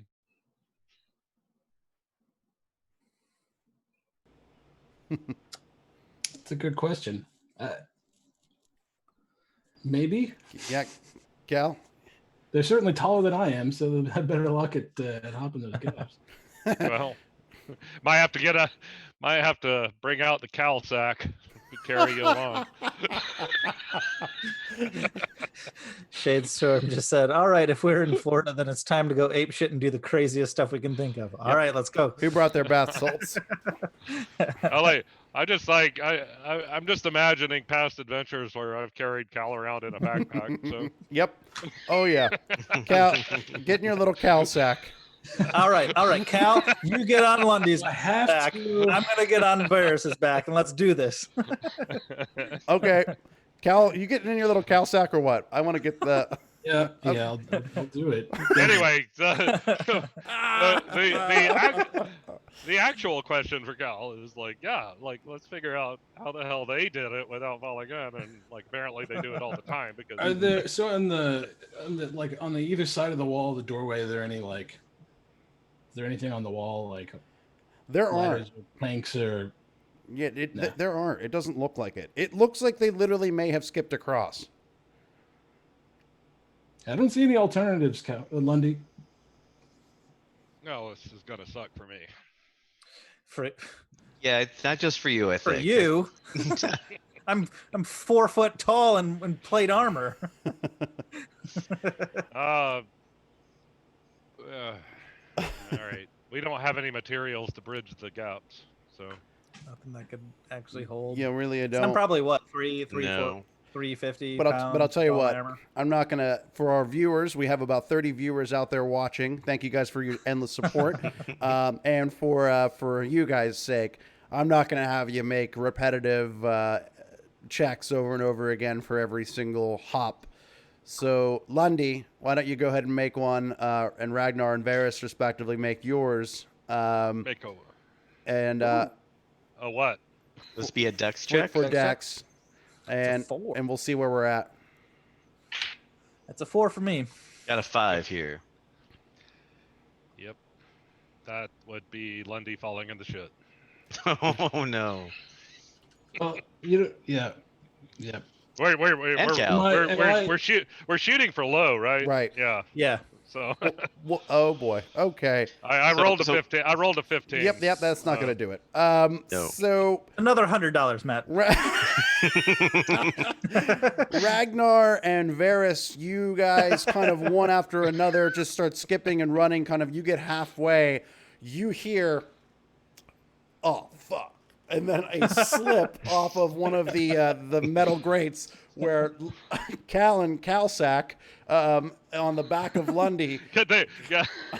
just go backs down. You hear a splash. You see the sewage, and then some of the crystal water sort of just splash up, and 2 crocs just start whoosh, tails So- flipping and moving in toward them. So immediately, I actually cast command on one of the crocodiles that are going for the attack to have them attack the other one. I say attack, and I point directly at the other crocodile. Is that doable? Yeah, typically Is it? they have to be able to understand you, hear you or okay. understand you. 5th edition, I don't think has that issue, but No, that's fair. Like I think it actually. I'm not a does. smart man. yeah, yeah. I'm gonna get down and try to be Yeah. able to pull him up. Varys, you cast command, and you hold your holy symbol as you do that. The crocs are in pursuit of Lundy and Cal. It's working. It's working. What is Ragnar doing to prevent this? Ragnar's gonna get on his belly and hold his hand down to try to come on and try to hoist them up. Yeah, it's about a 4 foot drop. So you are hanging off the edge. Lundy. If I can't reach them, I'm gonna hold my axe handle out to try to. Okay. Yeah. So I not rolled a knowing 6 exactly strength. how deep the water is, I don't know if I can reach the edge of one of these things. It's the water's pretty deep. You're sort of bobbing in there. Cal, you fall out of the cow sack. You're just swimming now yourself. I love that we now That have was- this. That Have was this. that was Calsack. make believe. He really wasn't in a baby back. Oh no, he backpack. definitely. Oh no, it's This is canon. it's canon Yep. now. This is canon. It's on. We're being recorded, and we're in front of dozens of viewers. Like It's- Waddle, popping out of my belly on Mars. Cal and Lundy, you paddle for your lives toward the edge of there. Lundy, you actually get to Ragnar first. Ragnar, you scoop Lundy up. Cal, you are much smaller. Do you even have a swim speed, Cal? You probably don't, right? I don't. Yeah. No. So you are just paddling for the life of you. You're not a very good swimmer. You are not on the college swim team. Lundy's a little bit better in bodies of water than you are. You are moving fairly slowly, and one of the crocs actually goes in to try to chop you. So I'm out of the water at this point. Ragnar is pulling you up right now. Cal is at your All right. heels. All right. If it's possible for me to reach and I'm going to grasp be his arm, trying to grab onto his foot. You are. I'm gonna notice that the crocodiles are attacking each other by this point in time, and I'm gonna do it and try to grab Cal as well. Finally, quite observant of you. The crocodiles are not attacking each other. They are attempting to eat Cal. My situational awareness was not very strong. Not very high. No. Cal is reaching onto anything. The boot of Lundy. Varys, you kind of are crouched down now. Ragnar's crouched down. The croc comes down and tries to take a bite. Water splashes up. Cal dunks under for a second. Bubbles sort of around. Another crocodile sort of swarming in over top of the other side. And you see Cal pop up between the two crocodiles, dagger sort of in hand, grabs Lundy's boot, and you guys throw him up onto the platform. You guys are all back up. Walking Dead. Jesus. These guys Okay. are role playing my last vacation. Okay, lesson Had to learned. put me in the Cal sack. Okay, so you guys continue to hop across the platform there. Cal almost eaten for dinner by the crocodiles. You get to another soaking wet, Cal, I'll mind you, door that looks to be similar to the other that you picked. Go ahead and do your thing if you feel like that's what's appropriate. Yep. That's 29. That's a good. Yep. A good. Yeah, you open this one, no problem. Guys, we're going to take a quick 3-minute break. We are Minor Realm Games. You're watching us play our original module, Clock Strike 0, tonight. We smashed our goal for Chicago Community Bond Fund, but our work is not done yet. You can still donate if you're just tuning in. The donation link is actually on a banner right below this stream. We are on a campaign roll all month long. Tuesday night, we'll be playing Call of Cthulhu on this channel for the Bail Project. For Black Lives Matter. So tons of amazing causes. We did COVID-19 Relief Fund, some Pittsburgh charities, 412 Food Rescue. So lots of awesome sort of things to come this month. We're going to take a couple... Spread the word. Let your friends and family know. They can even come in in the second half. We still got a lot of D&D to play. Let them know. Come on in and have some fun. We'll be here for about another hour and a half tonight, guys. We're just going to take a quick 3-minute break to refresh ourselves, and we'll be right back with you. Thank you so much for watching us here at Clock Strike 0. See you in a bit.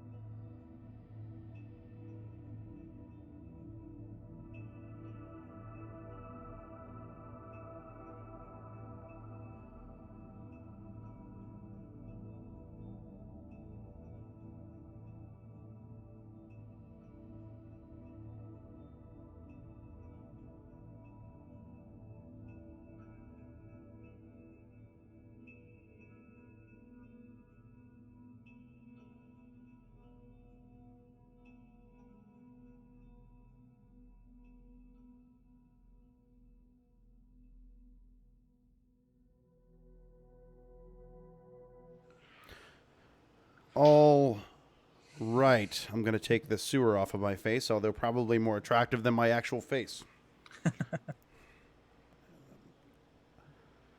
I have multiple audio things going on here. Okay. So, welcome back to Minor Realm Games. We are playing our original module coming out this summer, Clock Strike 0. We have smashed our $400 initial target, so we've changed some things around. We've upped the ante. We've upped the stakes to $700. I put in my 100. Matt dropped his C note for Lundy's failed attempt with the arrow earlier.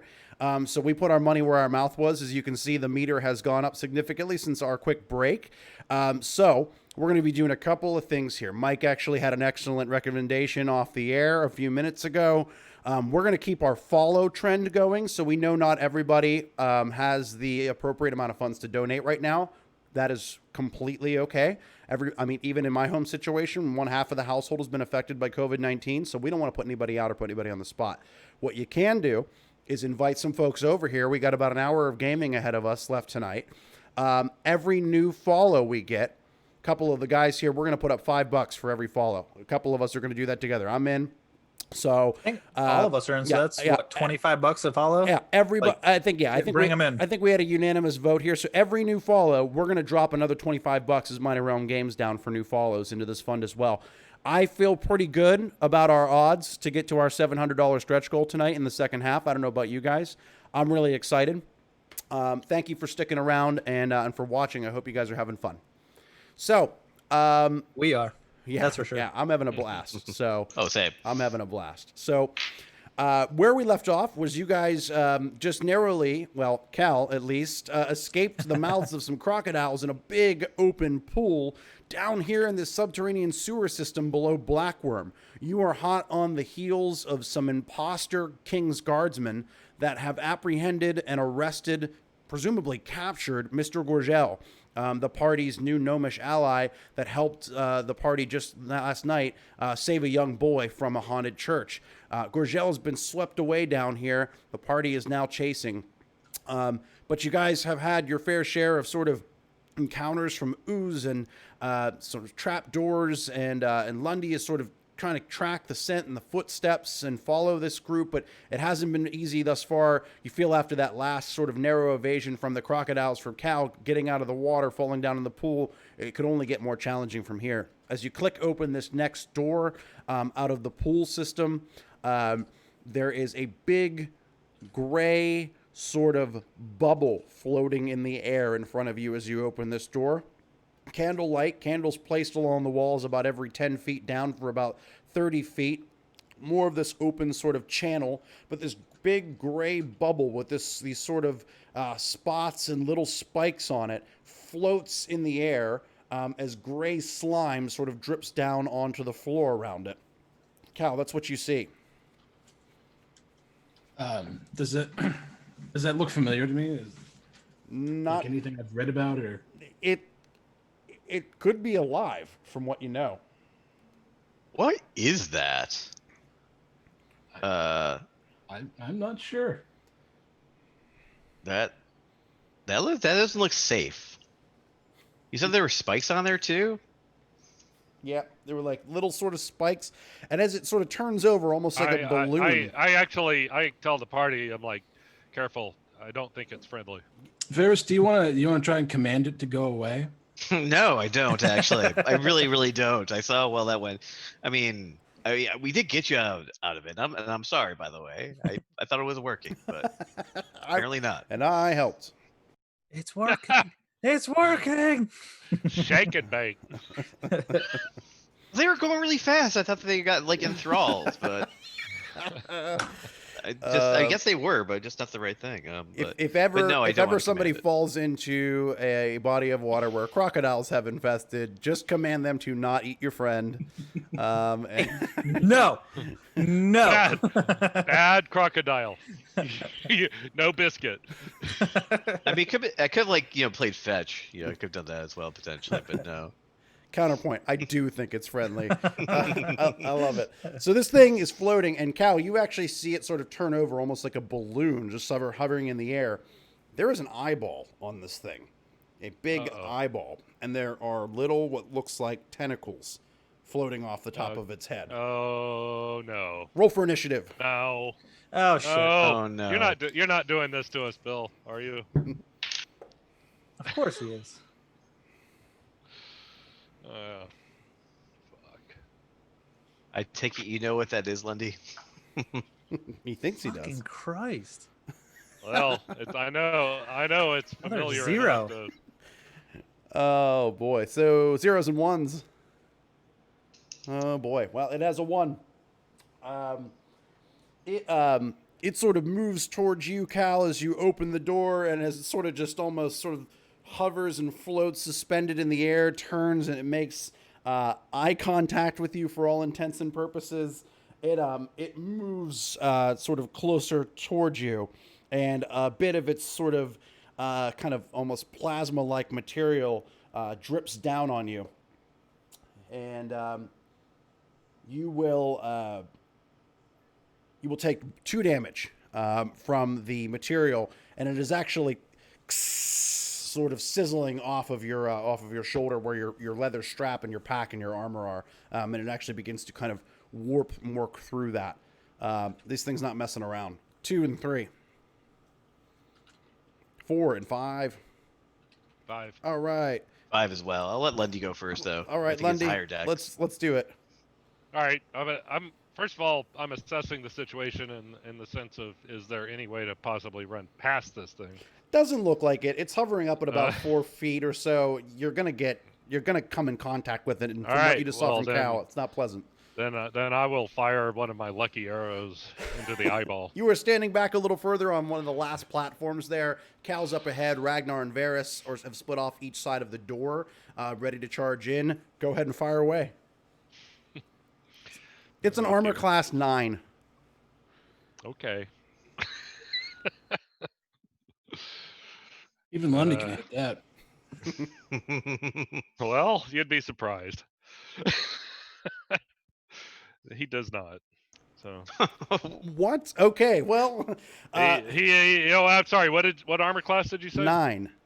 No, I would have hit a 10. Okay. Ooh. Yep. Arrow zings right over this thing. Lundy's Fucking just not on his classic. game today. Varys. It's right there. I mean, Varys, you watch this arrow just go whoosh over I this have to- thing. I have to duck to make sure like Yep. it doesn't hit me Yep. instead. Everybody sort of does the Lundy duck, like make sure that it doesn't Come hit on, me. Lundy. Varys, Once we get back in town, I'm gonna need some more arrows. your friend Mike Lennox, not McKellanox, says, "What's the AC of the broadside of a barn?" Ouch. I don't know, but he would miss it. Varys, what do you want to do, buddy? Ranger needs LASIK. Ranger already got it, and I'm still wearing glasses. So Right. I'm kind of like shaking my head at Lundy. I say, "Let me show you how it's done." I just go ahead and I just try to strike it with my mace. Okay, cool. And it'd be sad if I do miss this. However, we'll see. I think that I should be able to hit that though. Let me double check. I rolled a 13, so that hits a 7. Yep. So yeah, I think that hits. You hit it. You hit it with your mace, Mike. Varys comes across just from the back of his arm over, full sort of steps forward, follow through with it, and you slash it down. It bursts. The bubble bursts, but it sprays sort of this kind of these pustules and this gray sort of matter from it. I need everybody, except for Lundy, Cal, Ragnar, and Varys, to make a quick dexterity check. I did it, guys. you did the thing. I made it. That's an 8. I made it too as a 7. Okay. All right. Everybody do the Lundy duck. Yep, this stuff just Yeah, bursts yeah. all over the walls. The little Lundy Hundy. This stuff just bursts all over the walls and the door like a big old pimple that got popped. It wasn't Yeah. perhaps what Lundy thought it was. Cal, now you know for sure after Varys cracked this thing open so quickly, this is a gas spore, and they can be commonly confused for a different legendary creature. Wow, I forgot about those things. Yeah, I make that known, gentlemen. That was a gas spore.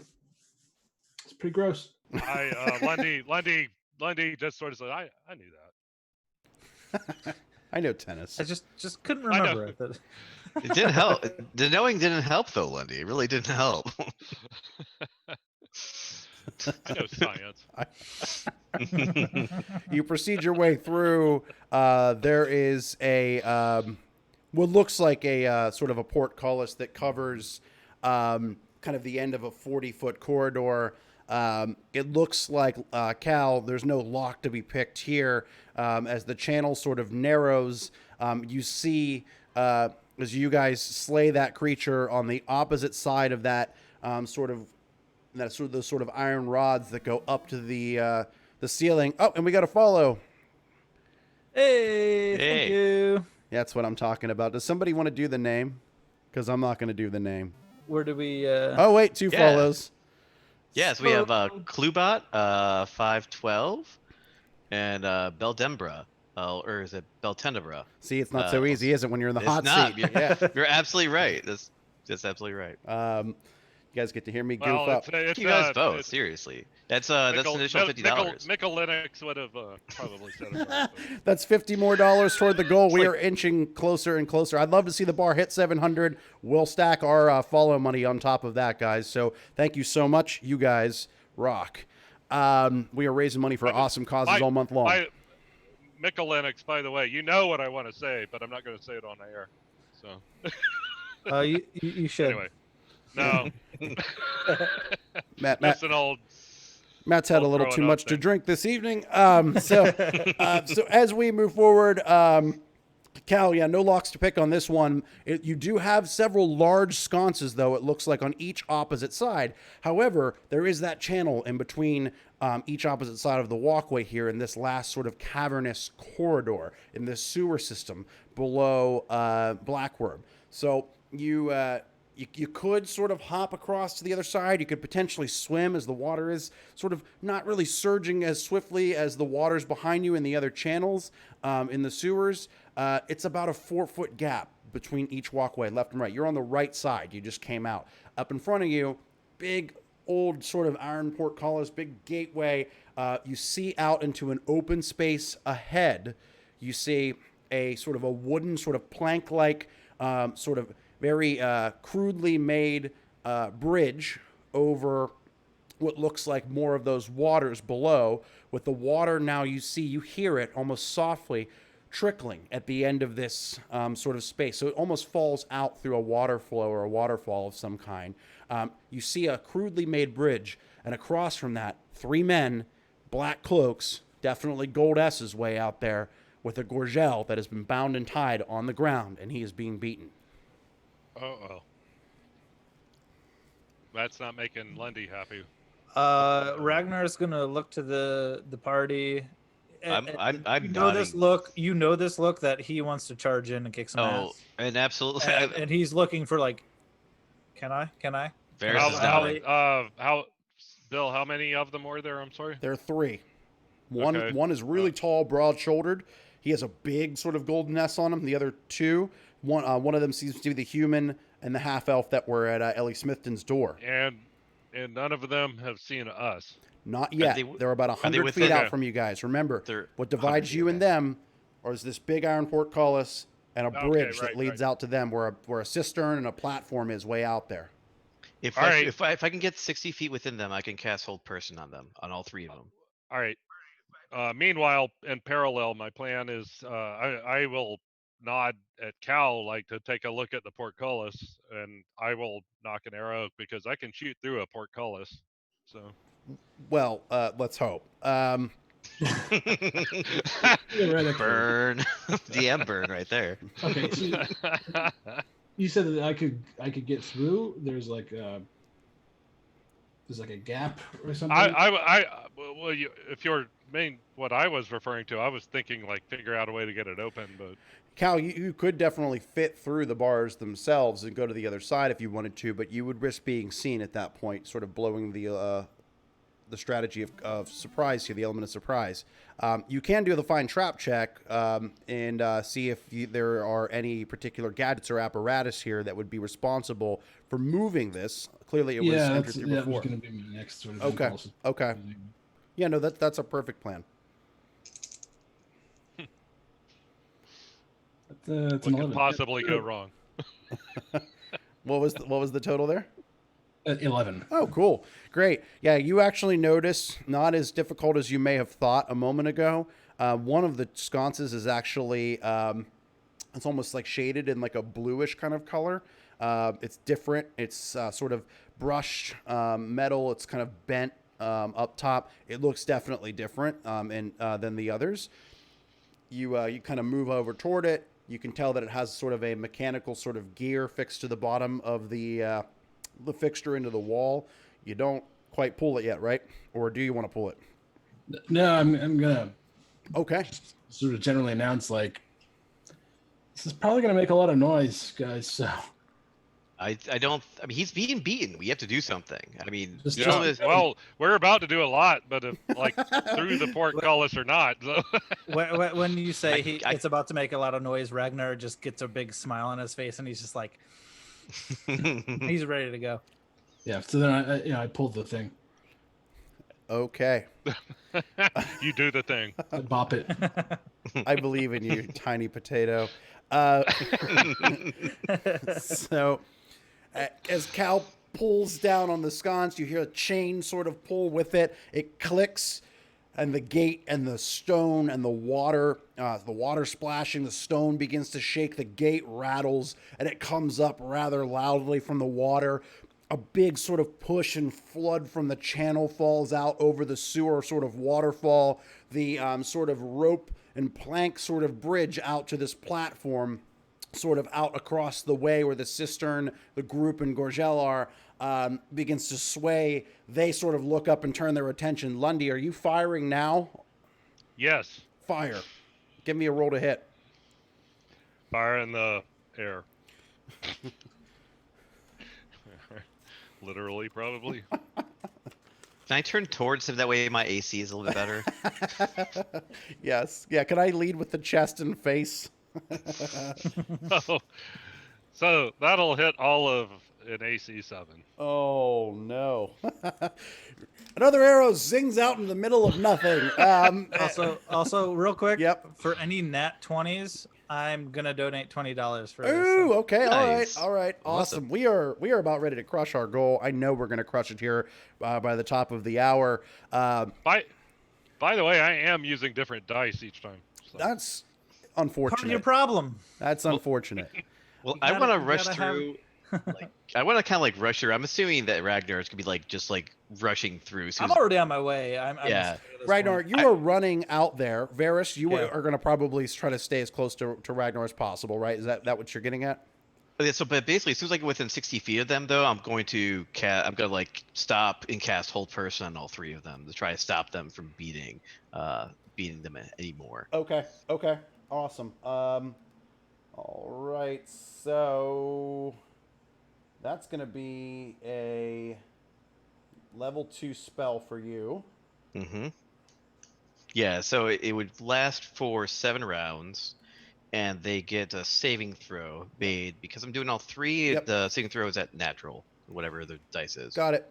All right, let me go ahead and calculate that now. Have we done initiative yet? No, we have No. not. This is all surprise round. Okay. Yep, we're about to. Okay. As you might have expected, it works out where 2 of the men that impersonated the guard at the Smithton's door, they are frozen. They stop with their blunt objects and butts of their swords. They are locked in place. The sort of head and taller looking male with the cloak and hood pulls down the hood. And you see this long sort of silver hair, broad shouldered, stands about 6'6", 6'7", stands up and begins to step over Mr. Gorgel's body and toward the bridge. Ragnar, you are off to the races. You are running. Varys, kind of at your side, stops. The bridge is sort of swaying back and forth violently as your sort of brutish, heavy body is charging this thing across. You get across to the other side, but with a very hefty, sturdy, firm boot stomp, you actually stomp and break the bridge a little bit. So one of the planks actually snaps at the end where it's mounted onto the platform. And I'll move this over here for you guys so you can just see what we're looking at over my face over on Twitch there. Mr. Gorgel sort of on that opposite side there, cistern behind those three circulars. You clump and you break that. Varys, you actually are rocked from side to side. Where are Cal and Lundy? Yeah, so I assume I'm towards the back since I was shooting. So yeah, I'm following. I'm going to be in front of Lundy, but I'm going to be at I'm going to be getting into my sling range. Okay, you get Lundy to the opposite side of the bridge, so on the same side you and Lundy still are, where that waterfall is, where the portcullis has now lifted. You stand there and you you load the sling with a bullet. You ready to fire. You stop before you get to the bridge as you see that this thing might take a dip. Varys, you look down as this bridge rocks from back and forth from side to side.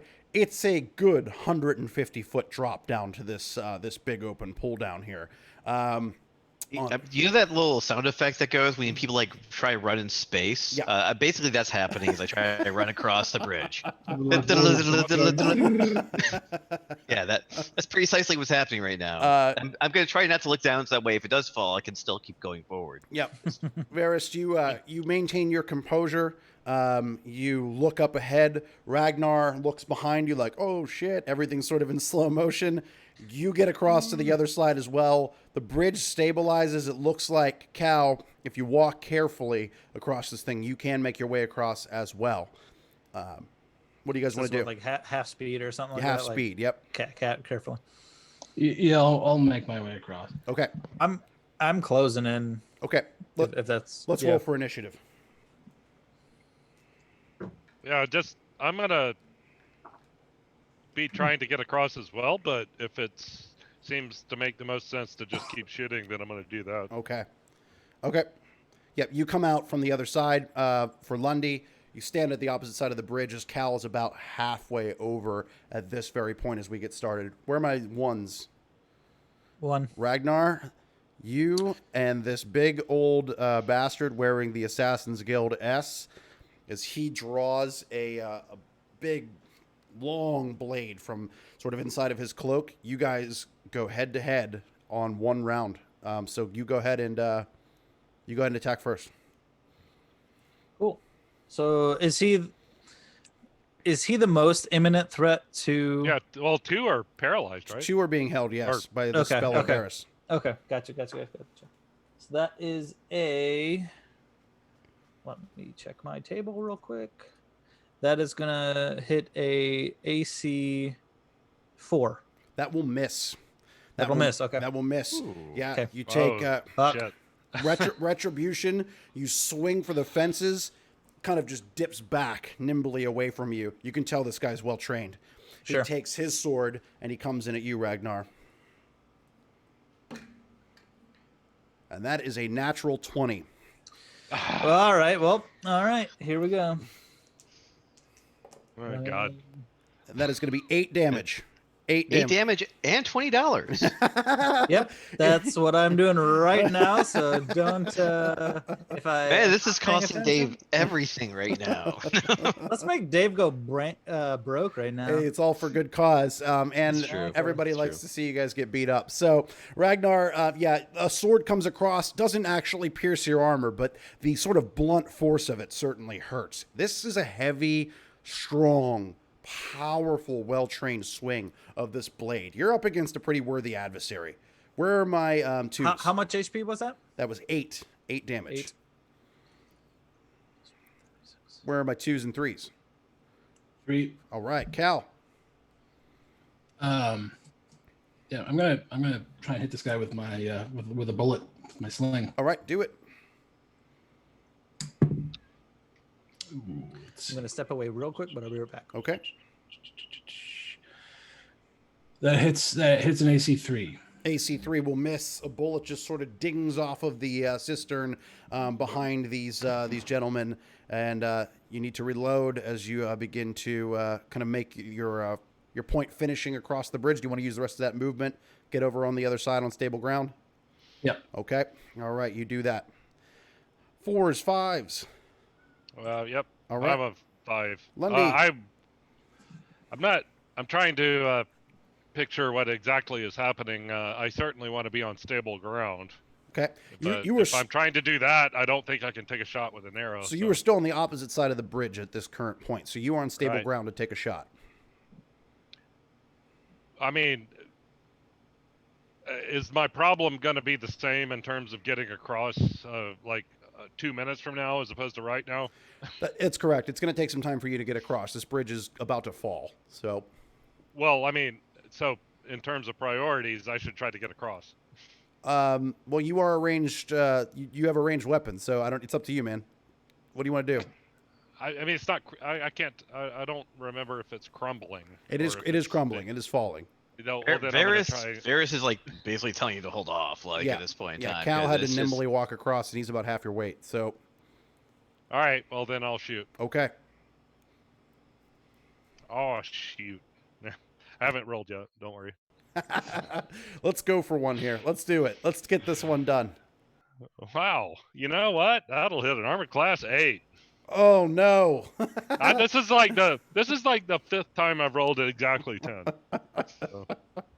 You've seen it first, guys. The second and last session of Clock Strike Oh Zero. boy, another arrow flies over and just slams into the cistern behind the rusty side of the cistern. Water just begins to pour out of it behind everybody on the platform on the opposite side.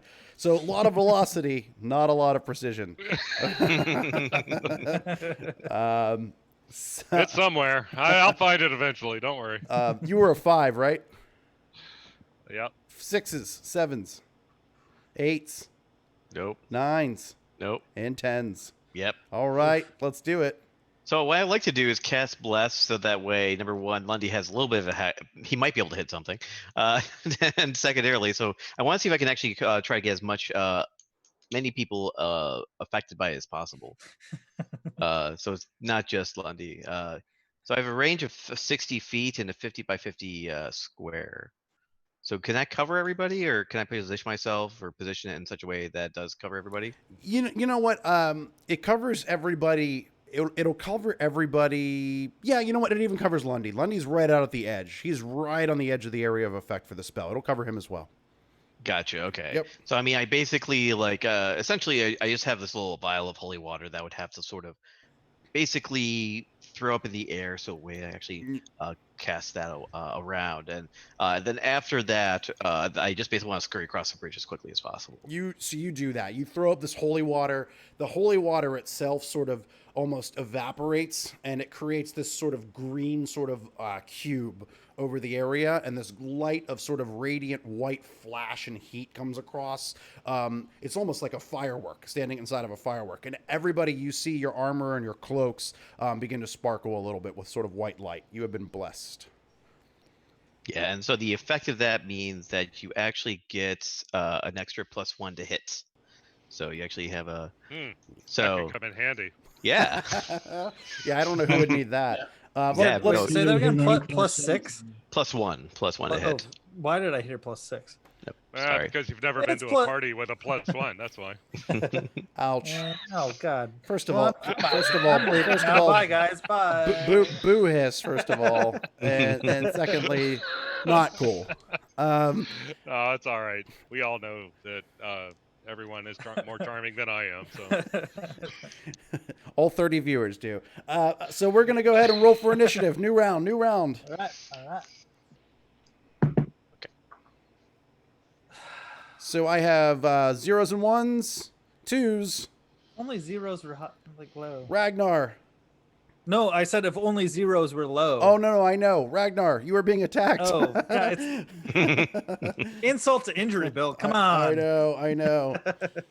Okay. That's gonna be an additional 11 damage from the sword Jesus Christ. of this guy. Yeah, he is tall, he is brooding, he is volatile, and this one actually does crack through the bottom of your armor, through your plate. It pierces. So I take a. Where do I put that again? Just remark on like a quick note. I'm thinking. Yep. Never mind. Yep. You're thinking of a different. I'm thinking Cyberpunk. You're thinking different system. Yep. It's yeah. so many. Sorry. It's okay. Yep. he Which goes. is super fun, by the way, if we ever tune in on Oof. Oh, that kind of oh, thing. we're gonna do. I think we're gonna do a Cyberpunk game on here this month. I'm Let's- having a please- blast. please do. We're raising a ton of money for good causes. So I think we have more special games outside of Clock Strike Zero coming up for you guys. Tuesday night, Call of Cthulhu on here. Yep. Guest faces. Special guests. Yeah, It's gonna two be special guests fucking on awesome. there. Not just 5 white guys raising causes for Black Lives Matter. We'll actually have a bit of diversity there. A lot of friends are helping us out on that particular episode, so that's going to be awesome. Yeah, I think we have a lot more to come here. 21st, we're going to do another Clock Strike Zero. We'll have another ticker up there. So thank you guys for all your help. Second attack is going to hit as well. This one for nowhere near as much damage. That's going to be 2 damage. 3s and 4s. 5s and 6s. Yeah, I'm a 3. 3, Lundy. All right, let's go. I mean, I'm not sure it really matters, but all right, I'm gonna try this one. The green one that I think a mutual friend of ours gave me as a holiday bonus. All right.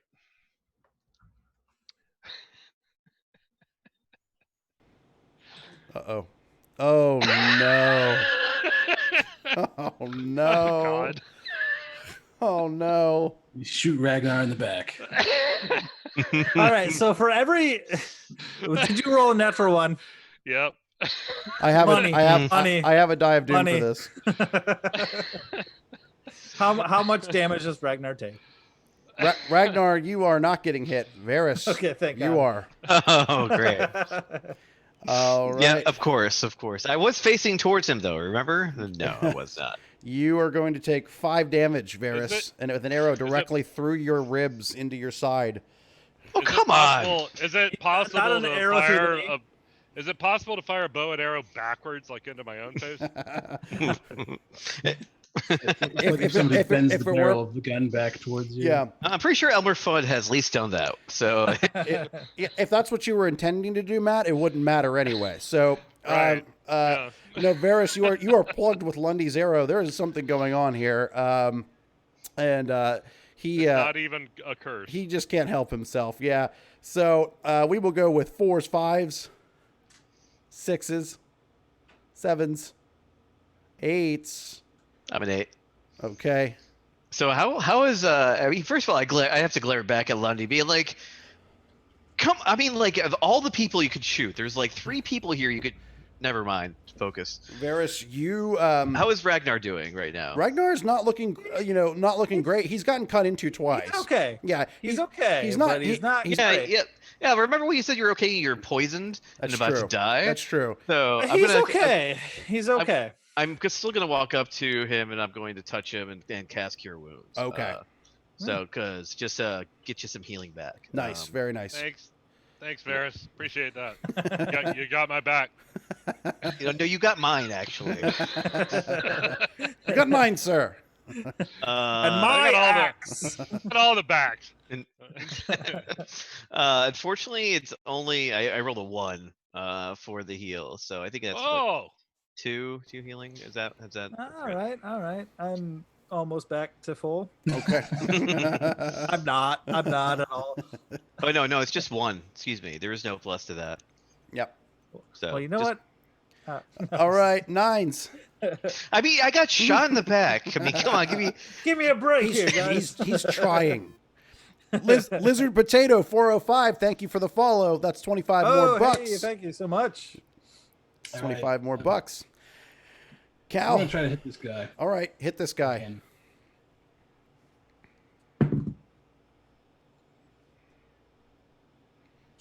yeah, no, that's an armor class 10. Armor class 10. That's not going to do it. Cal, this just might not be your fight, man. Another bullet zings up, pings off the rusty cistern, backdropping this entire sort of scene. No dice. We will move on to 10. And roll Oh, for that was me. Sorry. Yeah, I was sorry. going to say, Ragnar yep, still has to that go, was me. yeah? That was me. Yep. So I'm going to try to attack. So let's see here with my battle axe.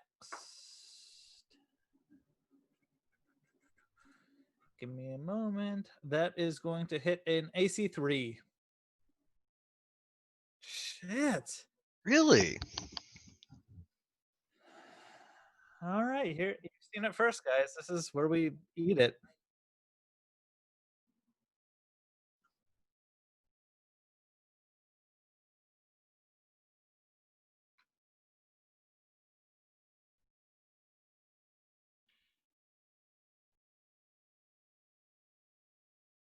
Oh, So that's another nat 20. So nice. give me 30 seconds because I am going to donate.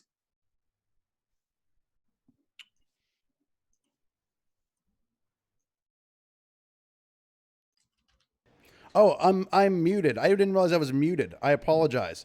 So the I guess you guys didn't hear out there. So the Renlinite, the mineral on the end of Ragnar's axe, Retribution, illuminated and started to sparkle, which gave him the energy for a second attack.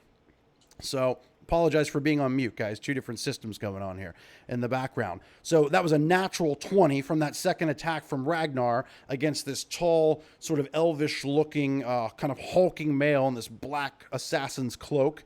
What's the So damage? remind me, is it double? Yep. Okay. So and is this person large or small or medium? They are what you'd consider to be medium. Cool. So that's 16 damage. 16 damage. Yeah, Damn. you come through across this time, slash right through the cloak into the midsection of this individual. They step back a little bit. Blade comes up and tries to come back towards you with another attack. Roll for initiative. New round, everybody. New round. Yep. That's a Ones and twos. Threes. Three, Ragnar. This is the third. No. No. This is the third 0 I've rolled in a row. Gotcha. Oh, welcome to my club, baby. at least no, never mind. Go on.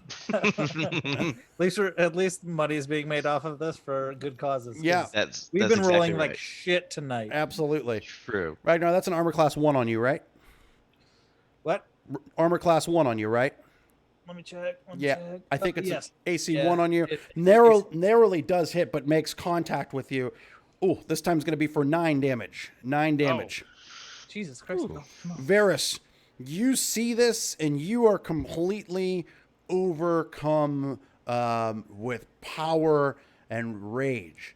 You guys see Varys, his red cloak starting to kind of blow up around him, and you see his mace actually begin to become engulfed with fire, and he charges in. Go ahead, Varys, take an attack.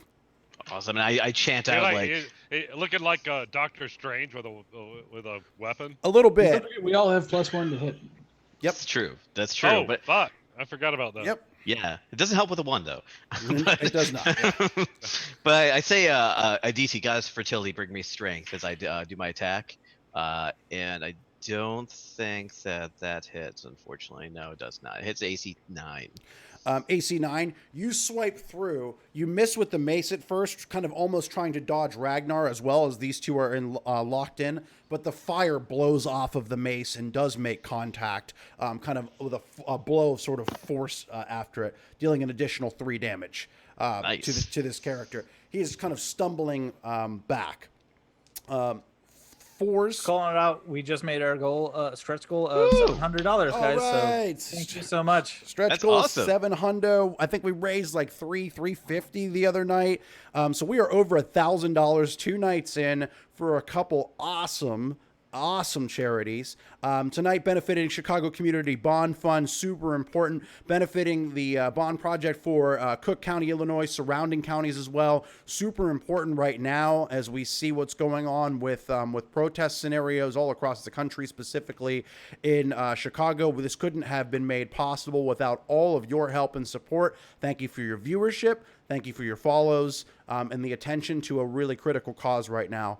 If you guys want to keep donating or you want to keep passing folks the link, The link Yep, is I just posted yep. it in the chat, and it's also below if you want to take a look at down below. Yep, in the chat, guys are the down bomb. below the stream. You guys rock. We couldn't have done this without you guys.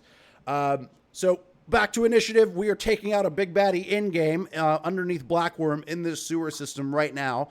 4s and 5s in initiative. I had a 5, but I already took my action. So Go ahead and take another. You can go ahead and I take can another. take another. Yep. So I definitely want to try to cast Cure Wounds. I'm going to cast another Cure Wounds on Ragnar because he just got smacked again, He's getting shit stomped. Yeah, exactly. So that'll be a 1d8. Where's my d8? I only have 1d8, which is not good. I don't like the one that I have. Give me 1 second. Welcome to my dice. So you get 5. You gotta stick with the same dice. Yep. And you gotta get through that moment of them fucking you over, and you gotta let them know who's in charge. Yeah. So that then they can start to help you out. Well, that's true because tell the dice what's up. Exactly. It's true. I mean, this time you actually get 5 points of healing back. Nice. So it's much better. Varys. Very Thank you, well Varys. done, Varys. 6s and 7s. Yeah, 6. that's me. I'm a 7. Okay, 6 for Ragnar. Go ahead, Ragnar. So Ragnar's just gonna do what Ragnar does. Yep. Ragnar So smash. Sorry, gotta do a lot of clicks to find out. So that's gonna be less. So it's gonna be less than a 0 Okay. AC. Yeah. My 0 is 16. So, Yeah. that hits. Yeah. Yeah, it hits. Thank God. Thank Christ. He finally fucking hits. So it's gonna be 11 damage. Ooh. 11 damage. Max damage. Yeah. Max damage, yeah. You slash through with the other side, kind of coming over to his right, and then back to the left a little bit. The Remlinite on the back of your axe, Retribution, is now sort of sparking. It's blue and it's white, and it's sort of glowing as sort of sparks come off it every time you kind of make contact with this tall, elvish assassin creature. And it's sort of, he's taken back a little bit. You draw into his kind of under his ribs, under his sternum a little bit. Fantastic. And then Lundy next. Yeah, I will fire a mighty arrow. Awesome. And I just want to call some follows after he's done too. Oh yeah. Absolutely. Actually, I'll do that as well right now, as a matter of fact. So we actually got 3 follows since we last checked. So Bob San Antonio, thank you very much Bob, for the follow. Texas Bob, he's my favorite. Indeed, Aww. yeah. We have Lizard Potato. Apparently, like we have faith in you, Lizard Potato 405, and thank you very much for the follow. And B Stoltz also with a follow. So that's an additional $75. That's for us fantastic. as well. That's fantastic. So, I might have actually hit. I hit armor class 3. Okay. You with a +1, by the way. Did you have the +1 to hit? Well, that's a 2. That's a AC 2 with a +1. So. Okay. Armor class 2. You don't make a direct hit, but you make some contact. And this arrow sort of goes right into the shin or the side of the knee of the tall elvish sort of opponent out there in front of you. Roll for damage and then divide it in half, ignoring any fractions.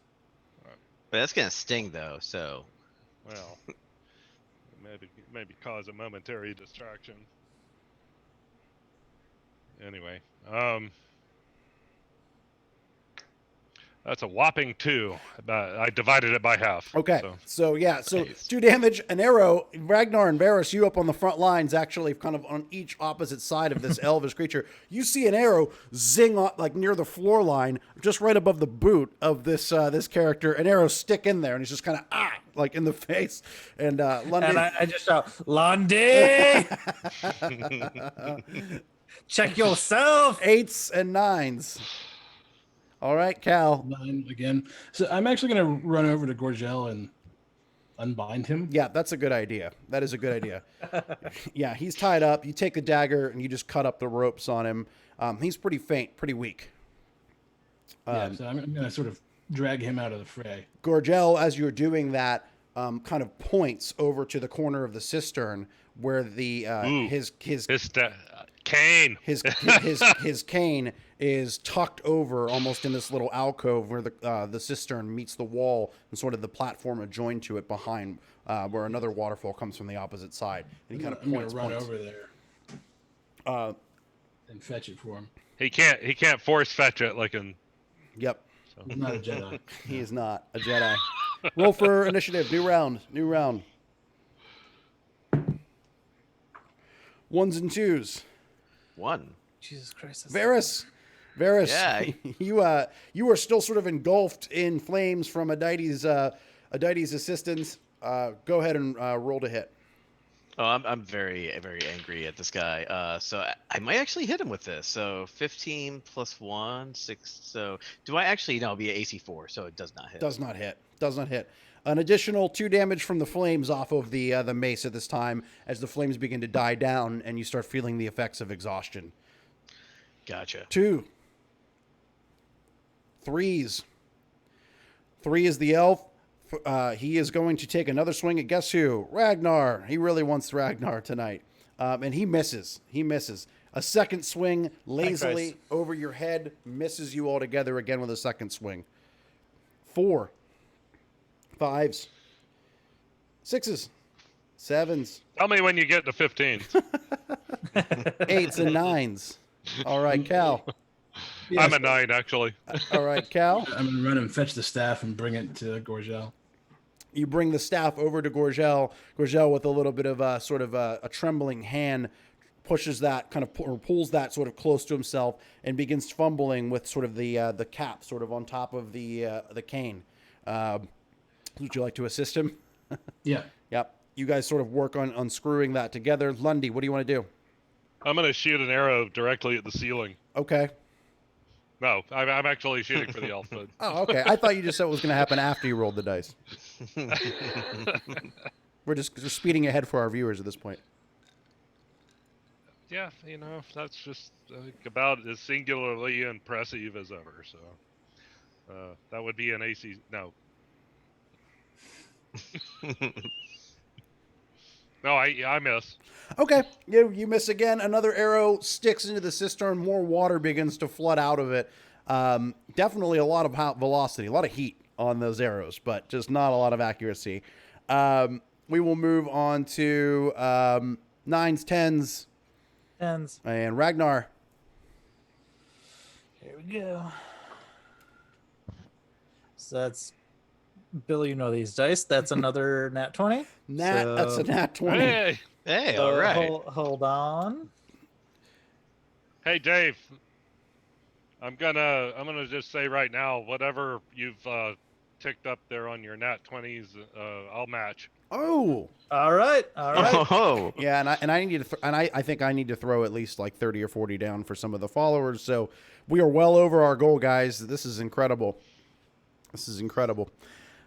Dave, so for Ragnar's perspective on this thing, let me just paint this picture for you very quickly. This creature in front of you, the two other elves are sort of breaking from their restraint. Okay, they are breaking from their restraint, but they don't look like they are sort of rushing into the core of the battle here. They're standing back a little bit.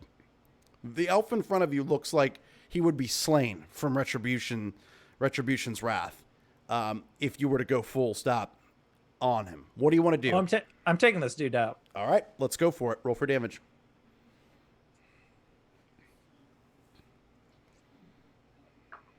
It's another 11 damage.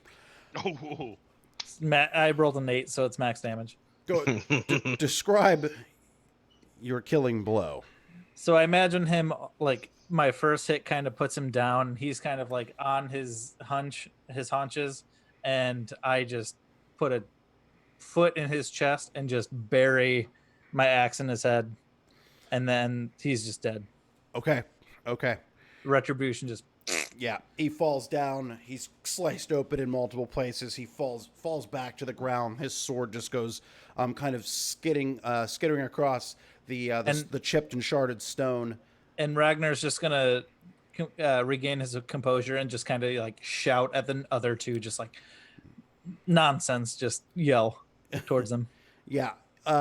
You sort of scream in both of their directions, firmly holding your axe. The tall elf's sword just falls off the side of the platform and just goes kind of descending down. The two other, kind of one human who introduced himself as Lieutenant, remember earlier at Ellie Smithton's, he's there. And then the other is a half-elf that was standing behind him. They sort of pull daggers from opposite sides. Well, at least the half-elf does. He pulls daggers from opposite sides. The human who identified himself as a lieutenant from the King's Guard earlier puts a hand up and says, "Wait, wait!" So we'll break out of initiative for a moment here. And he puts a hand up in front of you guys and says, he just says, "Let us go. We don't need to talk about this again." I want your name, I say very tiredly. I want both of your names. I know. already know His that name guy's is name. Rollins. His name is not Rollins, is it? Lieutenant No. Warner. Lieutenant Warner. Yeah, That's right. yeah. He was probably a fake Fifth name. Division. Right, yeah. Yeah, but I want your real name. He says, "Althorn."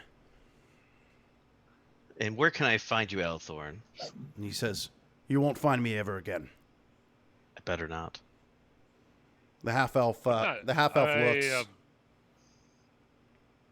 All right, I'm not done with this at all Okay. in terms of. Yeah, Lundy, you start coming across the bridge. Yep.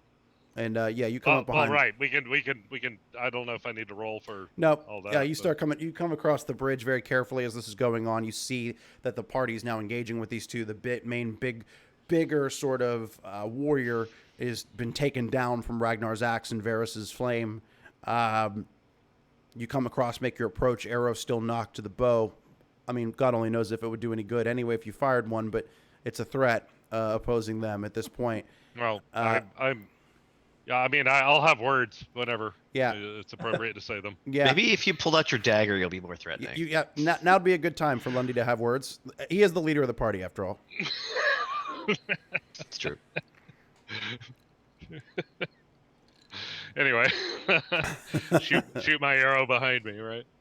I'm not. Anyway, no, I'm like, I say the silhouette, this town, start talking. Why are you here? Says, "That one there, he's a sorcerer king." He's pointing to Gorgel. Where is he pointing? He's pointing to Gorgel. Gorgel. Okay. He's been lying about his identity. To you, to the Davisters, to everyone in this town. Who hired you? Says, "We work alone. Our boss is a very powerful entity in the north." What? Who care? Why do you care if he's lying to you? Says, "He's a danger to everyone. But more Who's your importantly, boss? my boss wants his... I know a bit about the North. Yeah. Who's your boss? He says, "Zalatin." Yeah, Cal, Lundy, you know that name.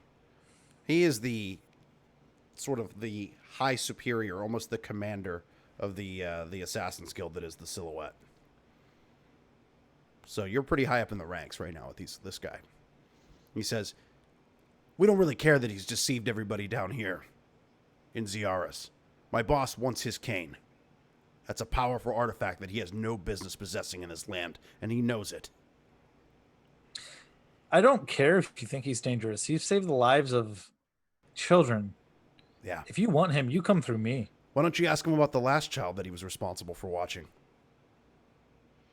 I don't need You're to. talking about Seamus. I've seen who this Honest. person is. You're coming through me if you want him. And me too. And I won't judge people by the actions of their past, but the actions of their present. This man has aided us and saved my friend's life. You have to go through me as well. As well, I promised you'll never see me again. But you'll No, be... but I'm not sure if I want you to leave, though, considering who you're going to be going to. He says, "Well, you'll be hearing from us." And he takes a dive with the half-elf off of the platform, straight down into the water. And that is where we'll end tonight's session. Oh man, I was really hoping that Cal would just backstab their tendons again. I'd like to cut more people at their ankles. Guys, That was great, by the way. we are in the sewer systems Hamstring him. below Blackworm. Mr. Gorgel obviously has some explaining to do. This very powerful Assassin's Guild knows who he is. The boss, Zalatin, wants this artifact that he possesses, this wand, cane, arcane foci, whatever you'd like to call it. He wants it. Powerful people in low places want it. They were willing to kidnap him for that and impersonate Kingsguard, which is a high crime. So you guys intervened, thankfully. You saved Gorgel's life. Presumably, you've intercepted a plan from this Assassin's Guild, all in just 16 hours or so of visiting this small town that you plan to just take a quick couple of days of rest in, perhaps get some apple pie and some ales. We'll return to Clock Strike 0 on the 21st, same time, same station. So 6 to 9 p.m. Eastern Daylight Time. We'll be raising money for a new charity at that time. Please come back. Tuesday, we've got Yes. Tuesday going on. Yeah, Call of Cthulhu. If you're not familiar with that, that's always a fun romp. I'll be running Call of Cthulhu. Mike will be in the chat joining you guys over there, rooting us on. We're going to have our good friend Jen Friday, an artist of Clock Strike 0. She'll be on playing with us. Our good friend Jaconeque Drac. He's been raising money like crazy all weekend. Yeah, he's been amazing. I think absolutely amazing. I think the dude has played like 4 or 5 charity fundraisers so far. Cannot wait to play with him. So yeah, he's raising money for Black Lives Matter and a ton of other entities out there. He's been busting his hump all weekend, playing tons of games. He's going to be joining us Tuesday night. So we really look forward to more of you guys coming back.